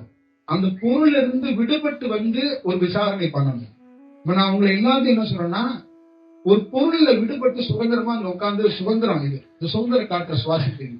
ஒரு பொருள் இருந்து விடுபட்டு உண்மை யாரு, எதிரில் இருக்கிறது யாரு அப்படின்னு விசாரணை பண்ண. அதுக்குதான் இந்த பொங்கல். புரியுதா? இப்ப எதிரில் இருக்கிற பொருளை நீ விசாரணை பண்ணாம அதுவே திடீர்னு நீ பஜனை பாடணும். அப்படி பாடுனா நீ எத்தனை கிரிவல பாதையில எத்தனை முறை நீங்க திருவண்ணாமலை தீபத்துக்கு வந்தாலும் அந்த மலையையும் அந்த தீபத்தையும் வணங்குற இடத்திலேயே தான் இருப்ப. நீ வணங்குற இடத்துல இருந்து நீ வெளியில வரமாட்ட. அப்ப இவ்வளவு பெரிய கல் மலை தொடருக்குள்ள எங்க இருந்து இந்த அலைவரிசை வந்திருக்கும்? இந்த கல் மலை தொடர அறிவு சார்ந்த மிகப்பெரிய தத்துவத்துக்குரிய மிக படித்த ஒரு மிகப்பெரிய ஆள். நம்ம எதற்கு ஒரு கல்மலையை பிடிச்சிட்டு வரும்? ஒரு கல்மலையில எதற்கடா தீபம் ஏற்றுறாங்க அப்படிங்கிறது உனக்குள்ள ஆராய்ச்சி இருக்கணும்ல. பண்டைய காலத்து கதைகளை நீ கேட்காத, கதைகளை மூடி வைக்க நிறைய கேட்டாங்க. உனக்குள்ள இருந்து ஒரு ஆய்வு தங்க, உனக்குள்ள இருந்து ஒரு விசாரணை தொடங்கும். அப்பதான் அது ஒரு நல்ல வடிவத்தை அது உருவாக்கி கொடுக்குங்கிறதுனா என் போன்ற விஷயம். அப்ப ஒரு குரு எப்படி உருவாகிறாருன்னு முதல்ல கண்டுபிடிக்கிறது. ஒரு குருவை வணங்குதல், ஒரு குருவையோடு பயணிப்பதல், ஒரு குருவோடு இருப்பதெல்லாம் முக்கியம் கிடையாது. குருன்னா யாரு? ஒரு ராக்கெட்டை உருவாக்க போறவன் ராக்கெட்டை உருவாக்குறதுக்கு ஒரு ஹெட் இருக்காரு பாருங்க, அந்த ஹெட்டையே பார்த்துட்டு உட்கார்ந்து போக கூடாது. அந்த ஹெட் எப்படி உருவானாருன்னு முதல்ல கண்டுபிடிச்சிடணும். ஒருத்தர் எப்படி உருவாகுறாரு, அவர் என்ன மாதிரி உருவாகிருக்கிறாரு அப்படிங்கறது உங்களுக்கு தெரியும். அப்ப தியானத்துல ஒரு குரு என்னென்ன மாதிரி வளர்றாரு, எப்படி வளர்றாரு, அப்ப அவருக்குள்ள நடக்கிற செயல் என்ன, அப்ப ஒரு குருன்னா குருவுடைய ரோல் என்ன, அதோடைய வடிவம் என்ன. அப்ப உனக்குள்ள என்னன்னா இந்த மாதிரி தேட தொடங்கும் போது உனக்குள்ள இருந்து ஒரு புது வடிவம் பிறக்க வாய்ப்பு இருக்கு, ஒரு புது செயல் பிறக்க வாய்ப்பு இருக்கு.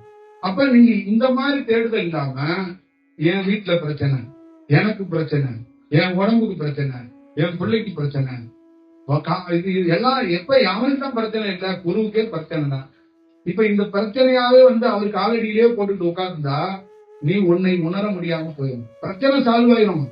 ஆனா மெயின் பிரச்சனை எதுக்குமா, நீ இப்ப பேசுற பாரு, அதுக்கு தீர்வளிக்கணும்ல, அதுதான் முக்கியம். இப்ப நீ எத்தனை ஆண்டுகள் தான் அப்படி கேட்டுக்கிட்டே இருப்ப?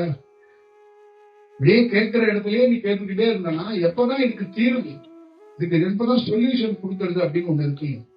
அப்ப இதை நீங்க பார்க்கணும். அப்ப ஒருத்தர் எப்படி உருவாகிறார், எப்படி உருவாகி இருக்கிறார். அப்ப ஒரு காணொலியை கேட்கும் போதோ, ஒரு தியானத்தை பண்ணும் போதோ, அவரோட இருக்கும் போதோ அவருக்குள்ள இருந்து கிடைக்கிறது என்ன கிடைச்சிருக்கோம், எப்படி உருவாகிருப்பாரு, அப்ப என்னென்ன மாதிரி எல்லாம் அவருடைய தோற்றங்கள்ல என்னென்ன மாதிரி வடிவங்கள்ல அவருக்குள்ள இருந்து ஒரு சேஞ்ச் உருவாகி இருக்கு அப்படிங்கறத நீங்க பார்க்கணும். அதை கண்டறியும். அப்ப கண்டறிகின்ற போது அங்க நீ என்ன ஆகுனா உன் பிரச்சனையெல்லாம் மறந்துடும், உன்னையும் மறந்துடுவார். அப்ப உனக்குள்ள இந்த விசாரணை உள்ள விழுந்துருச்சுன்னா நீ என்னன்னா முழுமை பெற்று குடும்பம் இந்த சோகத்திலிருந்து விடுபட்டு ஒரு நல்ல வடிவத்தை உனக்கு காட்டி கொடுப்பாங்க. அப்ப முதல்ல என்ன சொல்லுவாங்கன்னா, அந்த குருங்கிறவன் கடல், அவனை நீ அறிய முடியாது.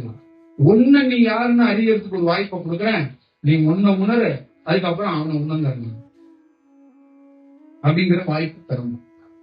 அப்புறம் உங்களை உணர்றதுக்கு ஒரு வாய்ப்பு கிடைச்சிச்சுன்னா நீங்க என்ன ஆவீங்கன்னா பல்வேறுபட்ட துன்பத்திலிருந்து நீங்களாவே விடுபட்டுருவீங்க. இப்ப நீங்க பல பேர் நான் ஆசீர்வாதம் பண்ணி நீங்க விடுதலை கேட்கறீங்கல்ல, நீங்க உங்களை உணர்ந்தீங்கன்னா நீங்களே விடுதலை ஆகுறீங்கன்னு அர்த்தம்.